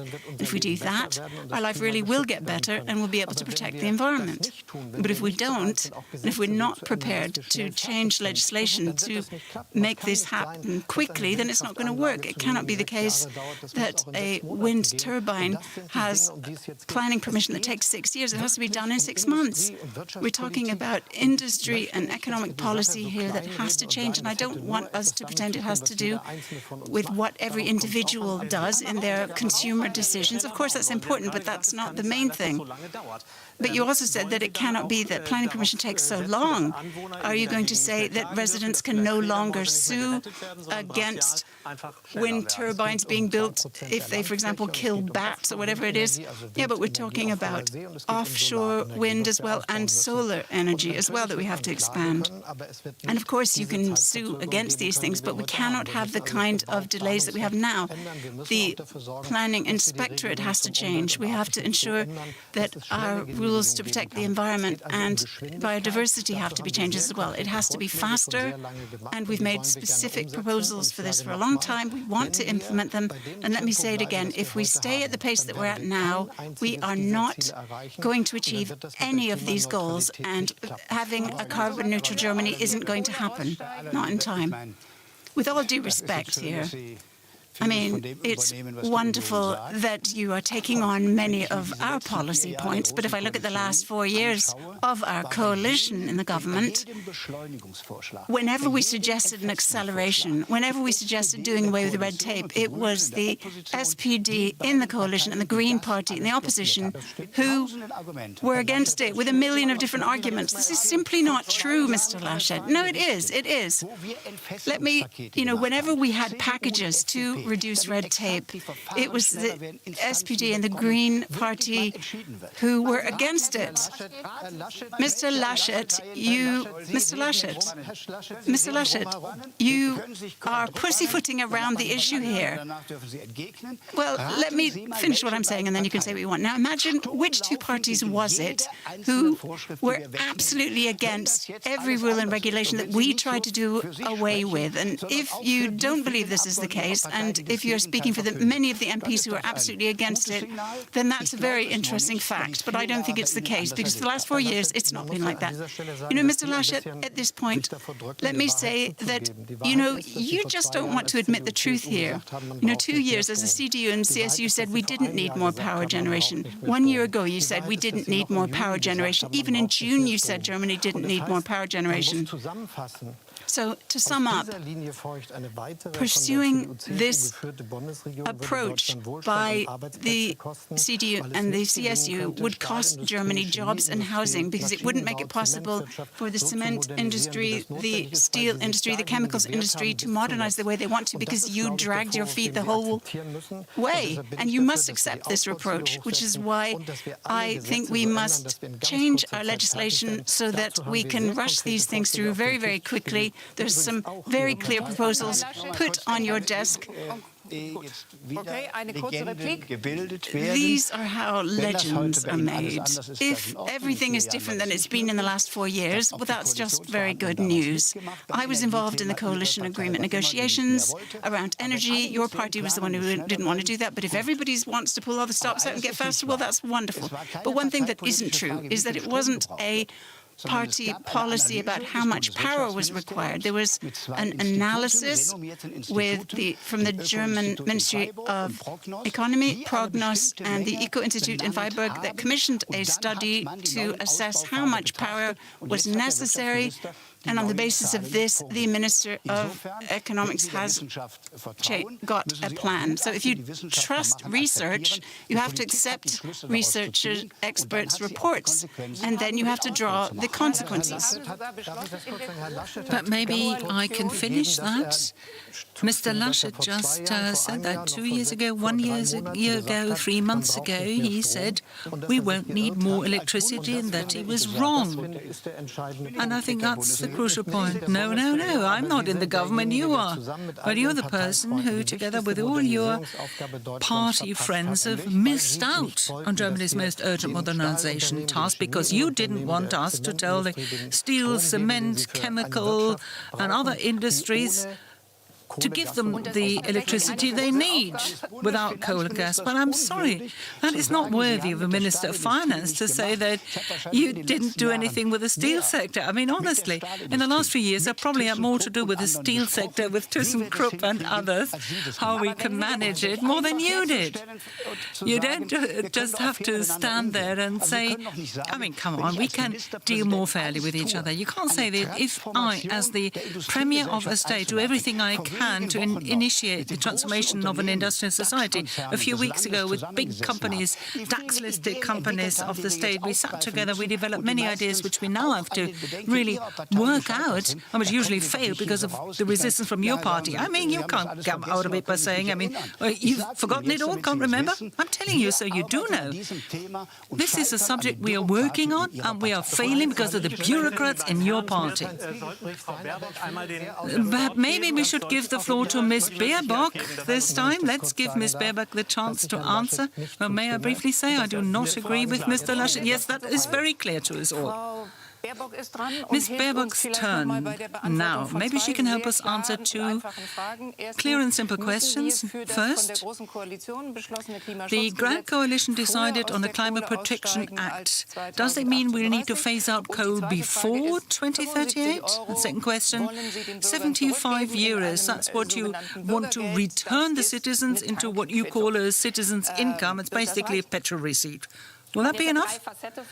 There were three facets. Well, the very first point, the two gentlemen have tried to cope with their task, with the past of CDU and SPD, and made clear why we stand where we stand with climate protection. Namely, we are dramatically missing our climate targets with a major impact because you both haven't focused on solutions. You just played a blame game. And now we want to discuss the future, and that's what I want to do. It's about the next elections, the next government, because that will be the government which can still actively influence the climate crisis. And this means we'll have to phase coal out earlier, clearly prior to 2038. I mean, you both say you want it. Now you may change your mind because you now want to be the biggest climate protection activists ever. Would be nice. I mean, that would be some excess. I mean, after all, we can't continue for another 17 years as if nothing had happened. That is why, for me, very clearly, the next government needs to put the phasing out of coal forward prior to 2038. And when it comes to mobility and cars, we need to get to the climate targets. You asked about the law which was passed by the government. The Constitutional Court has said, dear Grand Coalition, this is not how you can continue, endanger the freedom of our children. When you heard that, you said, OK, understood. But what was the one and only measure you then took? You said, in 25 years, we should be further with climate protection, but you didn't give an answer for the here and now.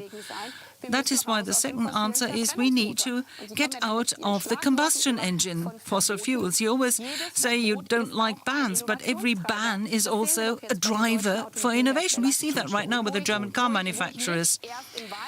And, well, they do it without the ban.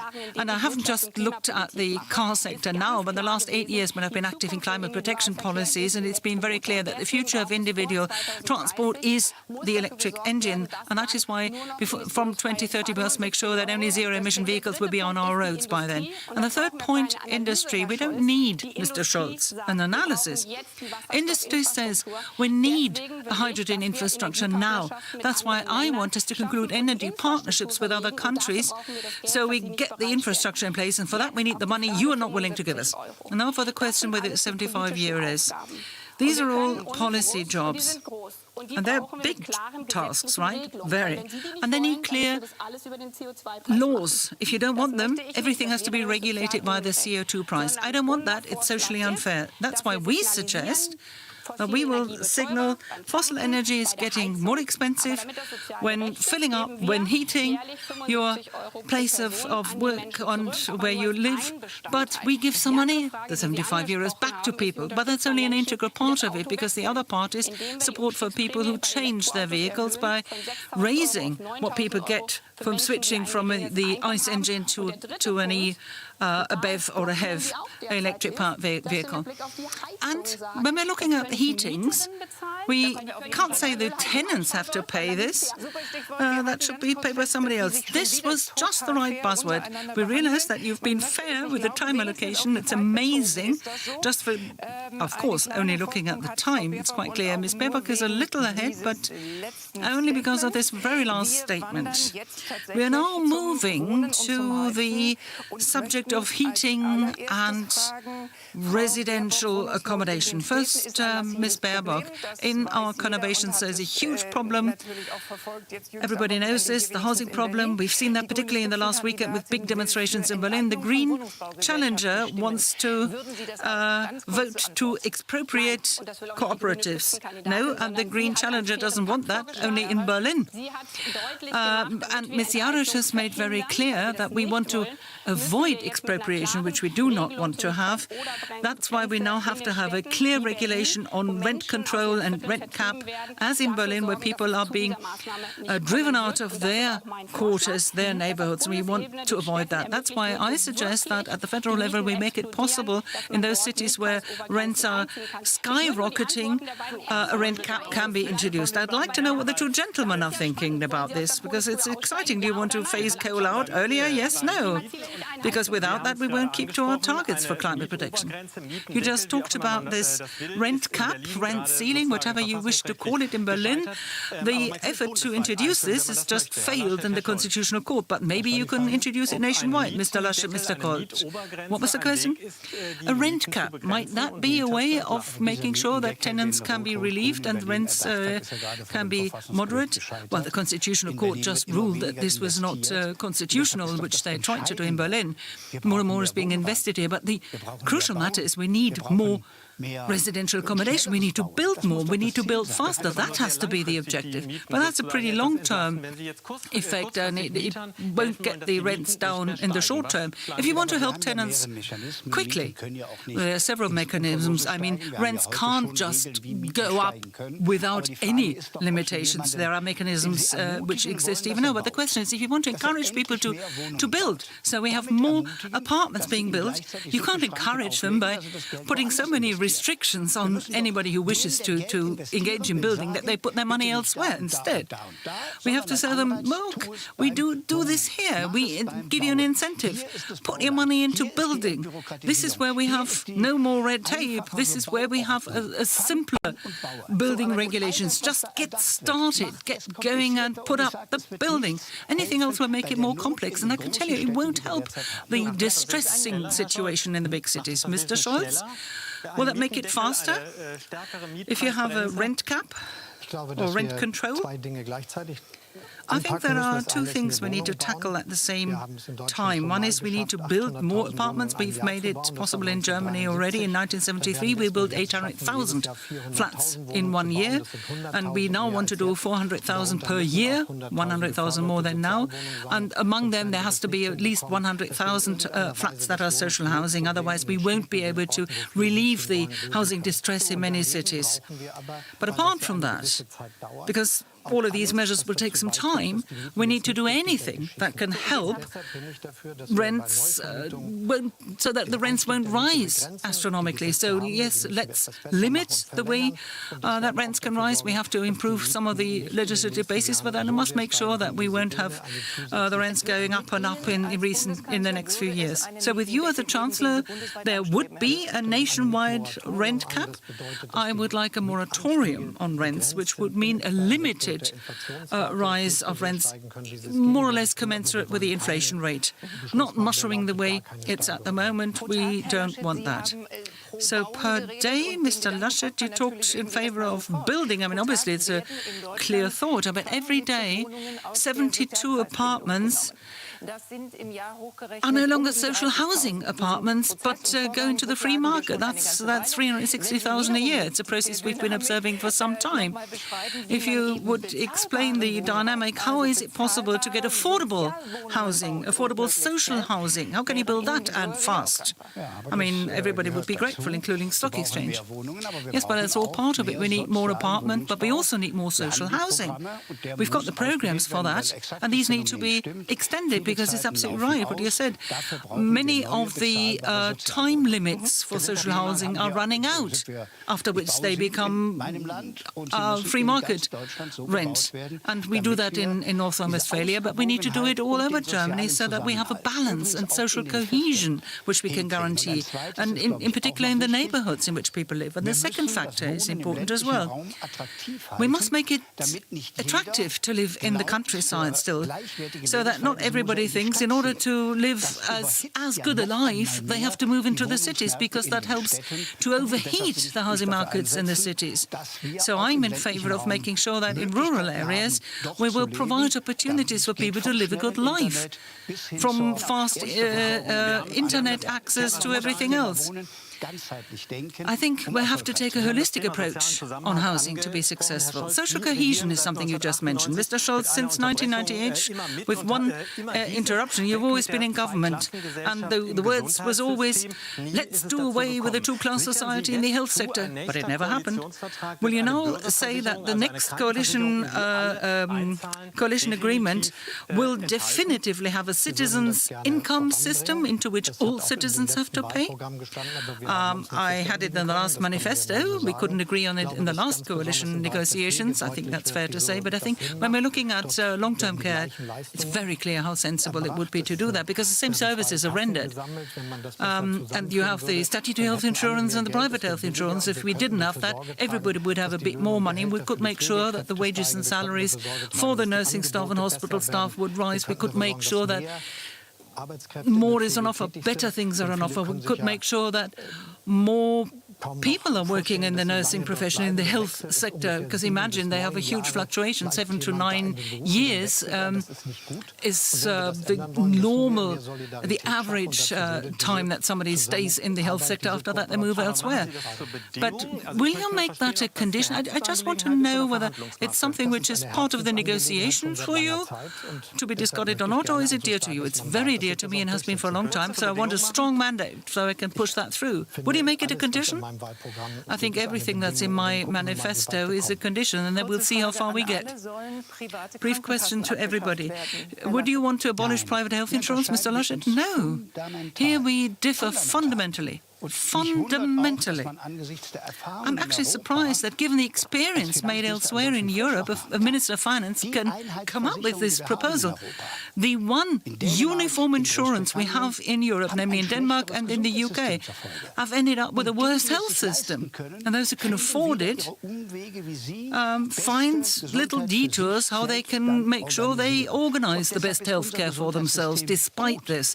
And that is why our health system is a good one.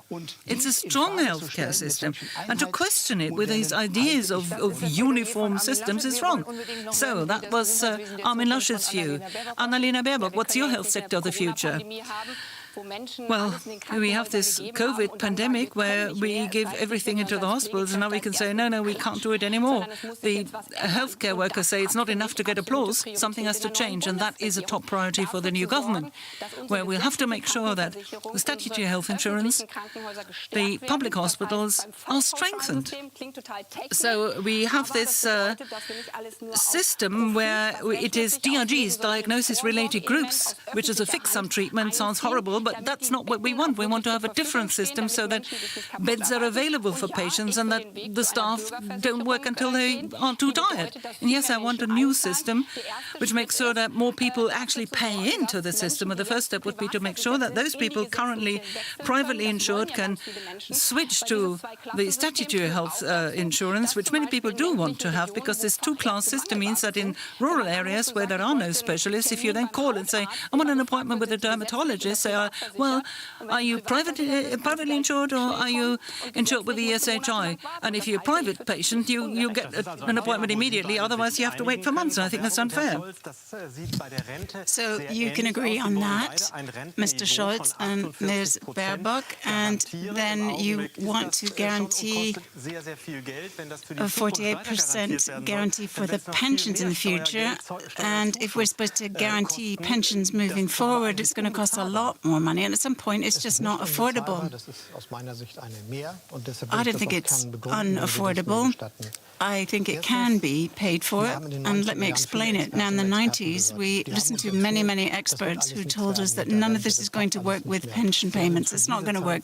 The pension system isn't going to work. They predicted that we'd be paying huge pension contributions now, and we would have far, far fewer workers than we do. But the opposite is the case. We pay lower pension contributions now than we did when Helmut Kohl was in there, and we have 6 million workers more paying into the pension scheme than we used to have. And so the answer to the future has to be ensuring that as many people as possible are in decent work. So, for example, if we look at how to make progress with women in gainful employment, we would make progress there. If somebody who is 56 loses their job, can assume they'll get a good job. Wait a minute, this 48% that you were talking about here, I remember Andre Nahles talking about this, that this should be true for a student today, that you promise that when they're in gainful employment in the future. Well, it's very, very important that you think about the future, because it's not about the pensioners now. It's not just about the people who are 50 now, but if you're a school leaver, age 17, well, surely they're not going to get any pension. No, they're going to be paying into a pension scheme for 50 years, and they have to know whether there's a business case for it, which is why we have to give them a guarantee that there won't be an increase in the pensionable age, and that we also ensure that pension levels stay stable up to 2025. We've already got this in our financial planning, but it can be done longer. All right, Mr. Laschet, I think that you want to answer this question. You can say something about what Olaf Scholz says now, but first of all, we'd like to know, if you were a German Chancellor, would people get to retire at 65? Would they keep the 48%? For the pension? Well, let me say that that answer isn't one that really makes sense. Someone who's starting their career today cannot be told that everything will be the same when you retire. We're going to have to think about new forms. For that, we have pension committees. And from my perspective, across party lines, whoever is in opposition, we're going to be able to come up with a new pension system. But if you say, that's going to stay the same, that's going to be the same, new billions will be paid into the pension systems by public coffers every year, then this will be at the expense of young people now. Because today's pensioners, we can say, your pension is safe. And it was Norbert Blum, by the way, who defended this system, the statutory pension system, against everyone who said we didn't need it. And it's a very good thing that we have it in place, but it has to be developed further to keep up with the times. And this is why our generational pension is important, one that we want to start with every newborn, where we want to build up a fund for them so that their pension is safe in the future. And then when it comes to company pension systems, and the Riester pension scheme that was set up isn't effective and it isn't attractive. We need to change things. We can't just continue with business as usual and promise things that we cannot possibly deliver on.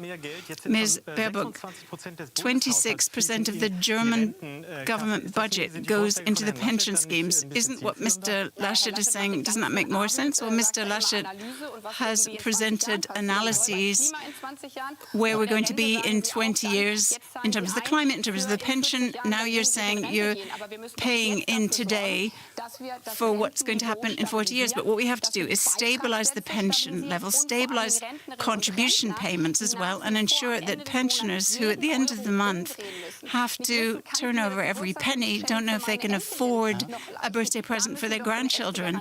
There we have to ensure there is a guaranteed pension for them, at least a basic guarantee. And so I think what we should do is the following. On the one hand, ensure that the social state strengthens a basic pension for everyone, and you don't want this. And this is why we have a problem to recruit skilled workers. We're in a country of immigration here. If we make it possible for people to work here, then they're going to pay into our security systems. And the other thing is we need to have a statutory minimum wage of 12 euros. And because that's still not going to be enough for pensions at the end of that, we have to increase the employer's contribution up to 15 euros. That will also stabilize the pension schemes.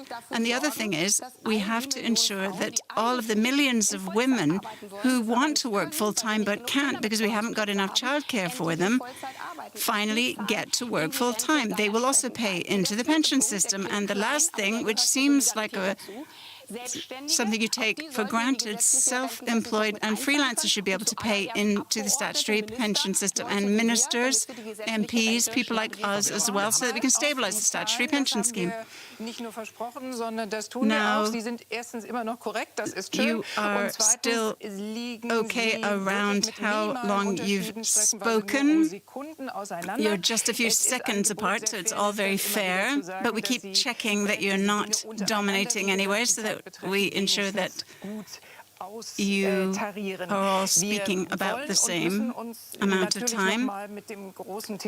Naturally, we have to talk about taxation and finances as well, but perhaps it's very good to include the question that we asked, namely the question of migratory flows and immigration into Germany. In the coalition agreement, we said 150 to 200,000 people who can come to Germany seeking asylum, and Mr. Laschet, there's 400,000 as the Federal Work Agency says that we need to immigrate to Germany to keep our economy going. So what would Chancellor Laschet, if he were one in the future, say about these figures? Roughly that, 150,000 asylum seekers, maybe 200,000, and around 500,000 people a year that we need for our job market. Well,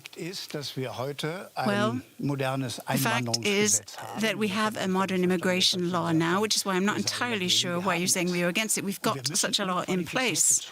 And in order to recruit qualified workers from around the world to come to Germany, we need to have a conducive environment here in Germany to signal that we want to invite anyone to come to Germany who can contribute to our society. We're against immigrants into our social system, but we want to have qualified, skilled workers able to immigrate to Germany more easily than they can at the moment. And then the numbers, I think there is no upper limit on our asylum law. We can have a target number, that's 150 or 200,000, but if someone has a right to asylum because they are politically persecuted, then they can access this asylum, which is why we want to have ordered migration, not illegal immigration. We don't want people being illegally brought into Germany, but we want to order immigration into the labor market where we need skilled workers. And I think we should harness the potential of those in the country who speak German,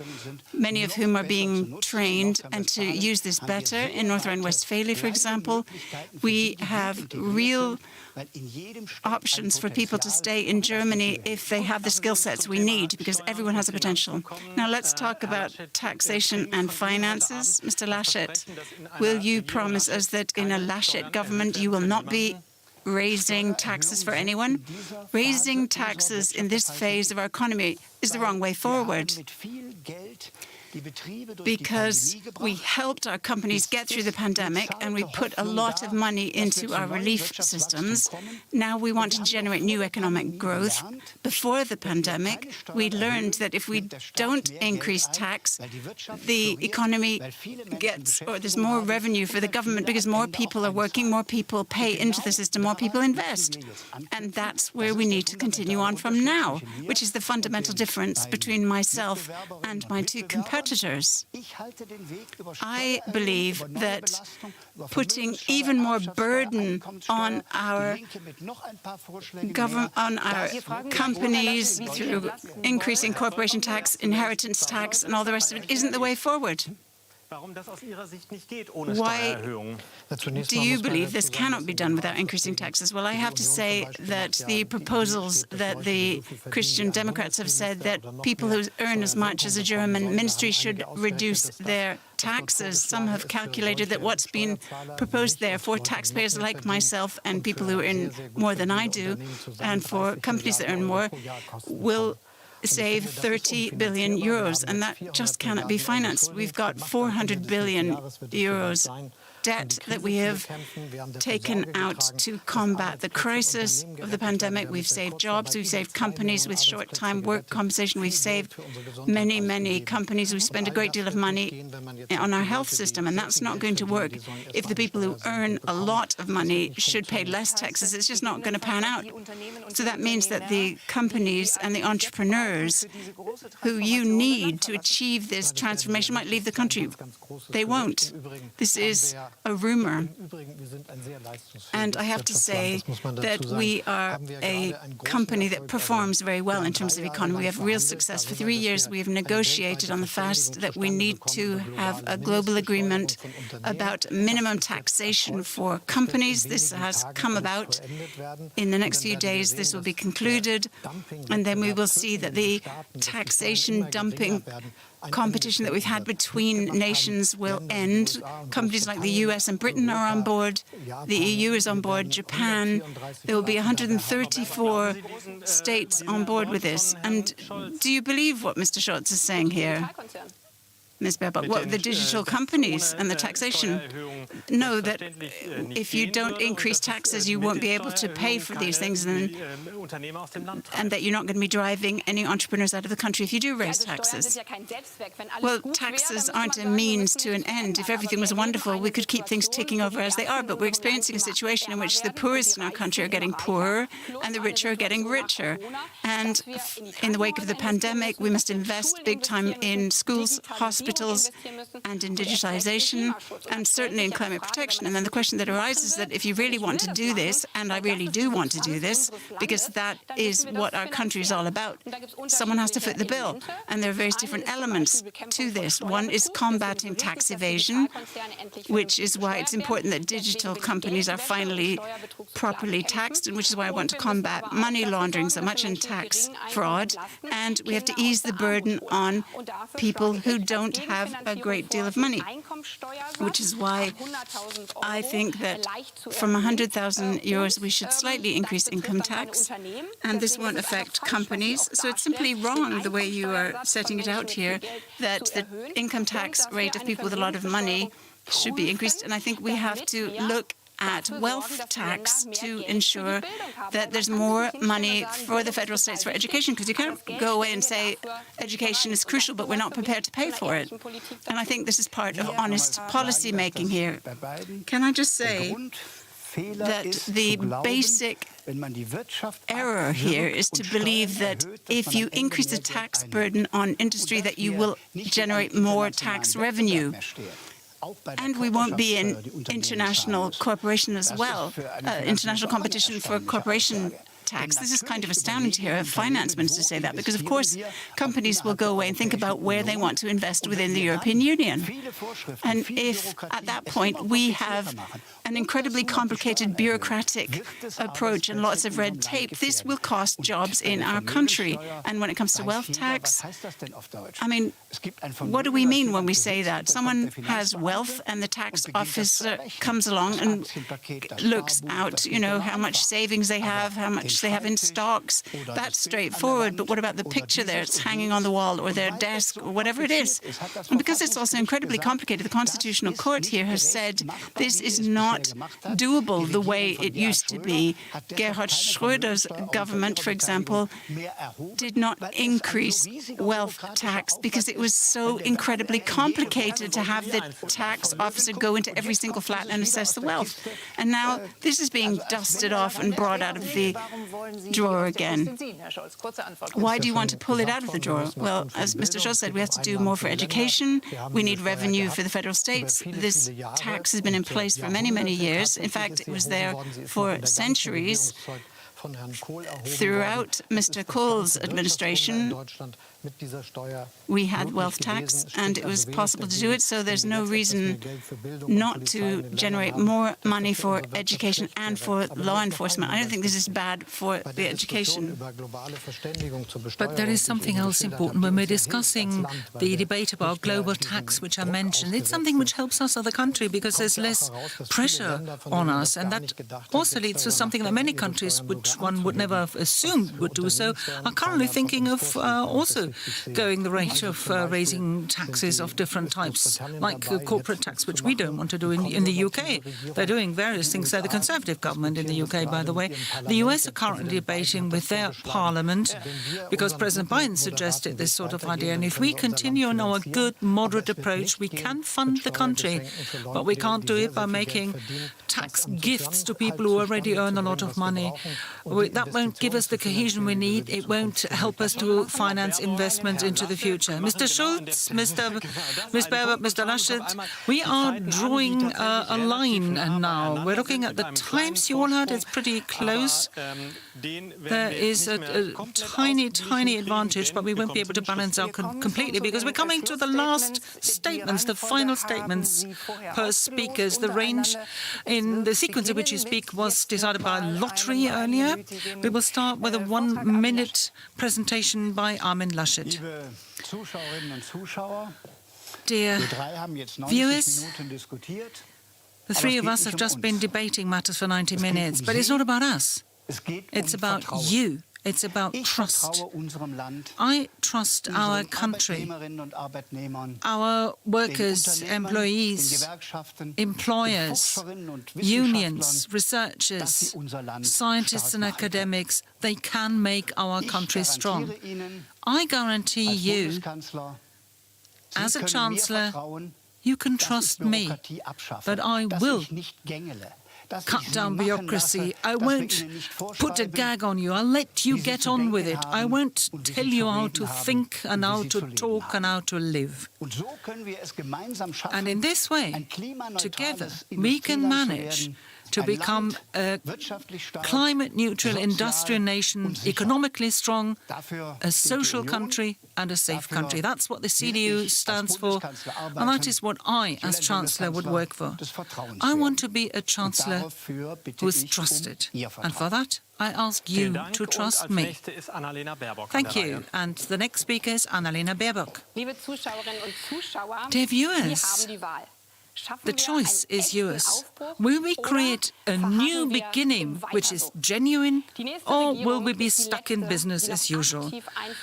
The next government is the only government that still has a chance to actively influence the climate crisis, and I'm convinced we can do it.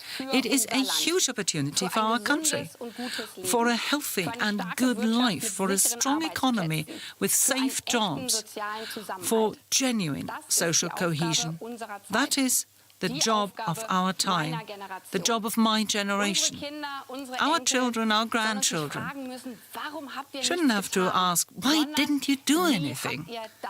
They should say, how did you manage it? That's what I stand for. As your Chancellor, candidate for Chancellor, that is what we, the Green Party, stands for. A modern government that acts before it is too late. The decision is yours. Germany can do so much more. Thank you to Annalena Baerbock. Now Olaf Scholz with his final words. It is now time to make a decision about the future of Germany. We can see what our country can do. We showed solidarity in combating the COVID crisis. We created solidarity now when we have to help the victims of the flooding in North Rhine-Westphalia, Rhine-Palatinate and other areas of our country. And this solidarity, this cohesion, is what we will also need for the future. That is why I stand for more respect in this society, for everyone to make sure that every performance in a job, everyone who does something with their lives is recognized, not just during COVID, also afterwards. That also means that people who earn little today need to get paid better. It needs a minimum wage of 12 euros. It needs a vote for the Social Democratic Party. And also, it's for the industrial future of Germany, whether right now, in the next year, we can make all the necessary decisions so that Germany will develop the economic strength to have good jobs available even in 10, 20, 30 years, and at the same time to stop man-made climate change. Big jobs, but our country is capable of doing them. I would like to serve you in that as a Chancellor, and therefore I would ask you to vote for the Social Democratic Party. Thank you to Olaf Scholz, and thank all the three contestants for engaging in this program tonight. Thank you, viewers. And that was it. The second debate of Germany's would-be chancellors, and we're back in our little YouTube election studio. Sumi Somerskanda and me, Gerhard Elfers, have been watching the debate. Of course, our two correspondents out in the field as well. We're going to talk to them in a minute. First of all, a big thank you to our translators who tirelessly translated all this very complicated content. So a big round of applause to Catherine Johnson and Barbara Chisholm down near Studio 3. And also apologies for our viewers in Germany. For legal reasons, we couldn't carry the signal of that debate in Germany because it was hosted by German broadcaster ARD, and we didn't have the right to do so. But you're back on our stream now, I hope. And there's lots to discuss. And before we do that, should we do the poll? Yeah, we're going to do a quick poll of who we and our correspondents thought won this evening. I don't know if it's going to be that easy of a sell here, but let's see if we can get William Glucroft. And there they are. Okay, there we are. Okay, so yeah, this is a surprise poll here we're going to ask you guys. So starting with you, Michael, and then William. So very quick sentence, who you thought won the evening, and a sentence on why. Okay, well, there's still viewer polling going on.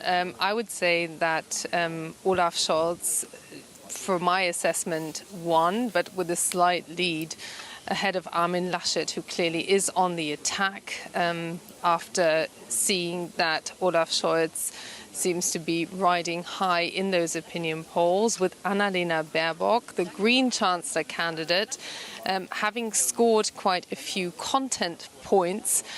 She managed to present herself as the one who's in the know, who is the only one really who put digitalization at the forefront here. But clearly this seemed like much more of a duel between the two key contenders in this race. William, what about you? Who won the race for you? Briefly.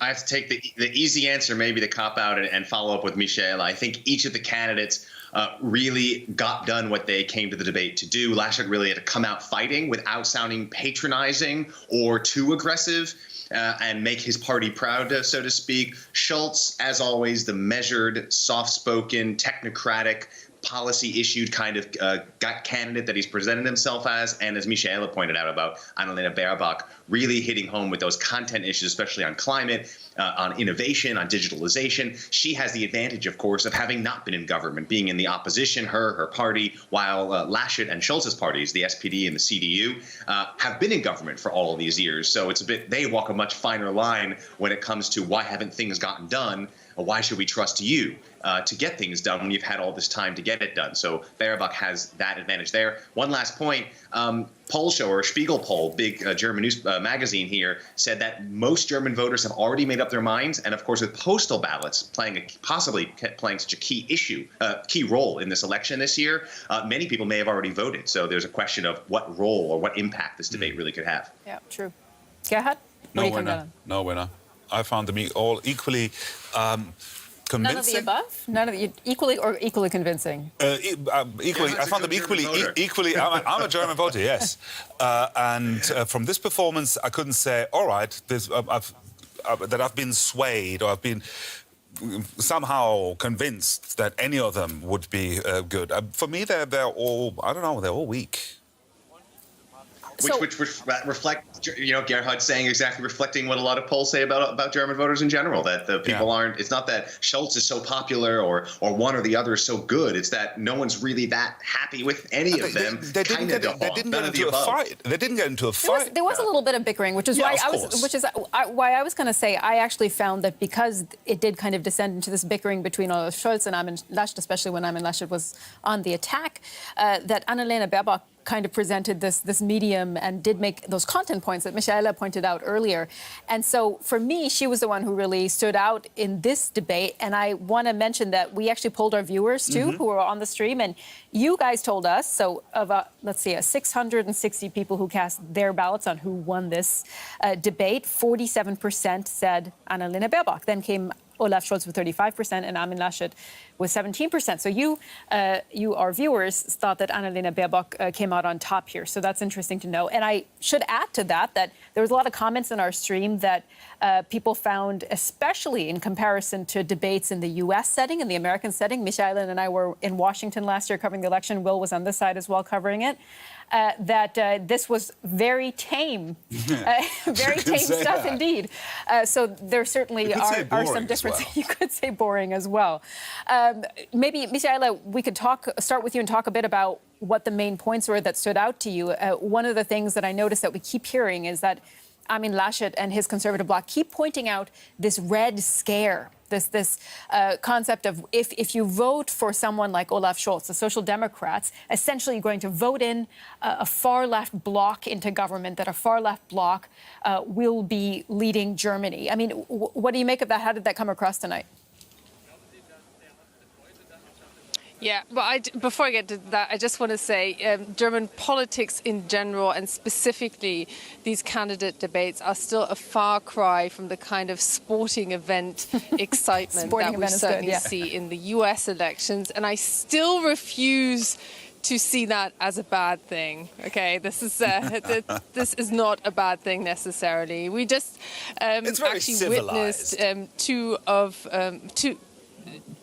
It's civilized, and we just saw two men who are perceived to be actually rather boring in the German political context have quite a political dogfight. That's as far as it goes, really, in German politics. And let's see where this takes us in the next elections. But it's not necessarily a bad thing. There's still some talk, at least, about content. But clearly, both were trying to undermine each other's credentials and each other's credibility.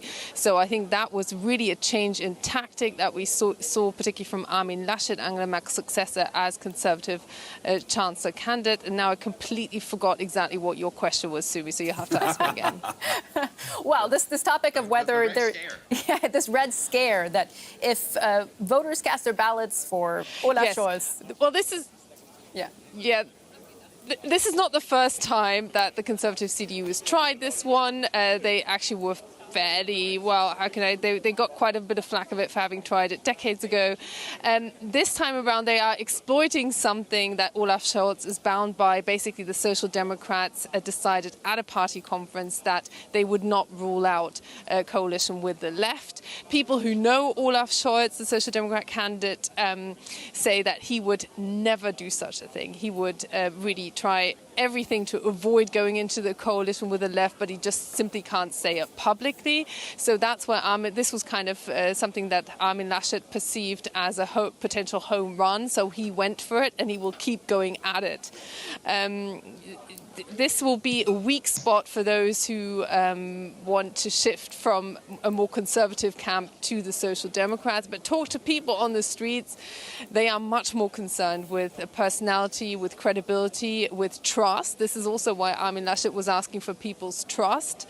And that's also what Olaf Scholz has done. So I think, although they try and score these points, it will be a lot more down to personality than certainly Armin Laschet feels comfortable with at this point in time, because his party is actually still stronger in the opinion polls than his own personal ratings. And it's the opposite for Olaf Scholz. And it's pretty much matched with Annalena Baerbock, who still looks pretty much out of the race for the top job. But let's not knock that. This could turn into a personal advantage for her, because she got a lot of inner party criticism from the Greens as well, who felt that they might have gone for the wrong candidate altogether. But she still has pretty strong chances of going into a coalition with whoever will win. What I found interesting is Laschet in this debate. I don't think he was very strong, but especially in the beginning, he did show some power, some strength. I think we actually have a clip of one of those more feisty exchanges that he had. Let's take a listen to that, because there's a clip of one of the more feisty exchanges that we have right at the beginning, where he was questioning Olaf Scholz on his role. Olaf Scholz is the finance minister at the moment, and there were raids carried out on a money laundering probe at the finance and justice ministries. And this is how this went down. It's a miracle how even in this particular case, when the prosecution service gets into your ministry to conduct an investigation, you can try and paint it all beautiful. You're the man who has to supervise it. You supervise the institution. And in our manifesto, because we knew these deficits, we said that particular task force should be part of the Federal Crime Office, and not where you moved it. And now you say we've got more and more staff, fine, but you are getting fewer and fewer investigative successes, particularly when it comes to money laundering. So little that a prosecutor comes up saying, I need more information, and then a judge decides, yes, such a search is allowed to happen. So I think it's absolutely inappropriate that you talked in a disdainful way about judiciary. That's inappropriate. Populists in other countries do that. Well, Laschet did score some factual points, some very sore points for Olaf Scholz at the moment. But that might be embarrassing for Olaf Scholz at the moment. But do voters really care? Will that hurt Scholz? William, excuse me. I can't tell you. We'll find out. I can't see you guys from this side. I'm sorry. You know, I thought it was a very interesting way to start this debate, to go 30 minutes on pretty technical, high-level finance issues, money laundering. Olaf Scholz has largely survived the Wirecard scandal, which was, if not the largest, one of the largest frauds in modern German history, where both he and the economics ministry, which is run by the CDU, I have to say, Peter Altmaier, they both dropped the ball on what was going down at Wirecard, losing almost 2 billion euros of money, or never being there in the first place. And Scholz has survived the cum-ex scandal, which has been called the largest tax fraud in European history. And he's survived this pretty much unscathed, although he's been criticized at political levels. It hasn't really hit home with average voters, because these are very complicated, very technical issues. And I would have to say, if those two other issues, which Scholz was much more closely implicated in, didn't really stick, I would say that this issue, where everyone involved, the courts, the investigators, they've said that the investigation is not targeting him or his staff directly, it seems hard to believe that this will somehow have some kind of long-lasting effect on voters. So it was a really interesting start for Armin Laschet. Of all the things he could have gone after Scholz for, to go after something that at least as far as we can tell, is not really hitting home with German voters. Yes, especially not with just 2 weeks to go, essentially. As you said, a lot of people already have cast their ballots. Let's play another clip, because I actually cheered here in the studio when they mentioned digitalization. It's one of my pet peeves, by the way. We have an amazing report. It's amazing, it's you too. My connection is still working. Exactly, here. your connection. Yeah. We have an amazing report that I should plug at this point from our chief technology correspondent, Triell, that goes into why internet is so bad in Germany. So it's a pet peeve of a lot of people, and this is a question that was brought up finally in the debate. And Annalena Baerbock had a pretty strong statement on this. Let's see if we can pull that clip up from her right now. The CDU has been in government for the past 16 years. The question of digitization, like climate protection, has not been right at the top of the agenda. Digitization is, or was, I think we have to say, the task of the time, and you just let it slide and distributed all these jobs between different ministries. The question is, what would I do different? Yeah, Michaela, I mean, this really has been one of the points that have really stuck to Armin Laschet, hasn't it? That if he professes to want to usher in this new era of modernization, digitalization, future forward, why didn't he do it in government as part of his party leading the government over the last 16 years? I mean, how difficult is that for him, and how convincing was that point? Well, his standard answer is that he then cites an example from the state where he is the state premier, North Rhine-Westphalia, where they got it right, or where they initiated something, or where they were blocked. And but that is, of course, the legacy of Angela Merkel, for better or for worse, for whoever. And in this case, it's Armin Laschet took over as Chancellor candidate. That none other than Angela Merkel herself, and it's almost word for word what Angela Merkel said more than a decade ago, how important digitalization is. And now you have Annalena Baerbock saying exactly the same, and basically asking some questions why the Conservative government didn't get their act together. And we saw that kind of fight between Armin Laschet and Olaf Scholz from the Social Democrats about why other things didn't happen. It then becomes a fight of who blocked what. And here, of course, Annalena Baerbock has the advantage of being in true opposition and calling to question how fast someone who is part of what is perceived to be is stuck about German politics can now get into gear and snap into a completely different way of doing a policy. So she clearly had an advantage there. She scored some points there, and that is a question that will loom large. At the same time, Armin Laschet and Olaf Scholz framing themselves as stability candidates. And I'll say it once again, stability is sexy for the German voters. We're going to get that on a T-shirt. Stability is sexy, exactly. On a T-shirt with a picture, with a picture of Michaela on front of it. But it's interesting they say that, stability is sexy. We're coming to Olaf Scholz now. I think he had a really good moment, in my opinion, his best moment in the whole debate, when he started about the economy, reminding us all about the different branches of the German economy, really, the chemical industry and automotive industry and all that. And he was very convincing about that, and also about their energy needs. I think he spoke about that. I don't know whether we have that soundbite. Yeah, I think we do. Where he talks about electricity. Let's have a quick listen. Like that. You know, Mr. Laschet, at this point, let me say that, you know, you just don't want to admit the truth here. You know, 2 years as the CDU and CSU said we didn't need more power generation. 1 year ago, you said we didn't need more power generation. Even in June, you said Germany didn't need more power generation.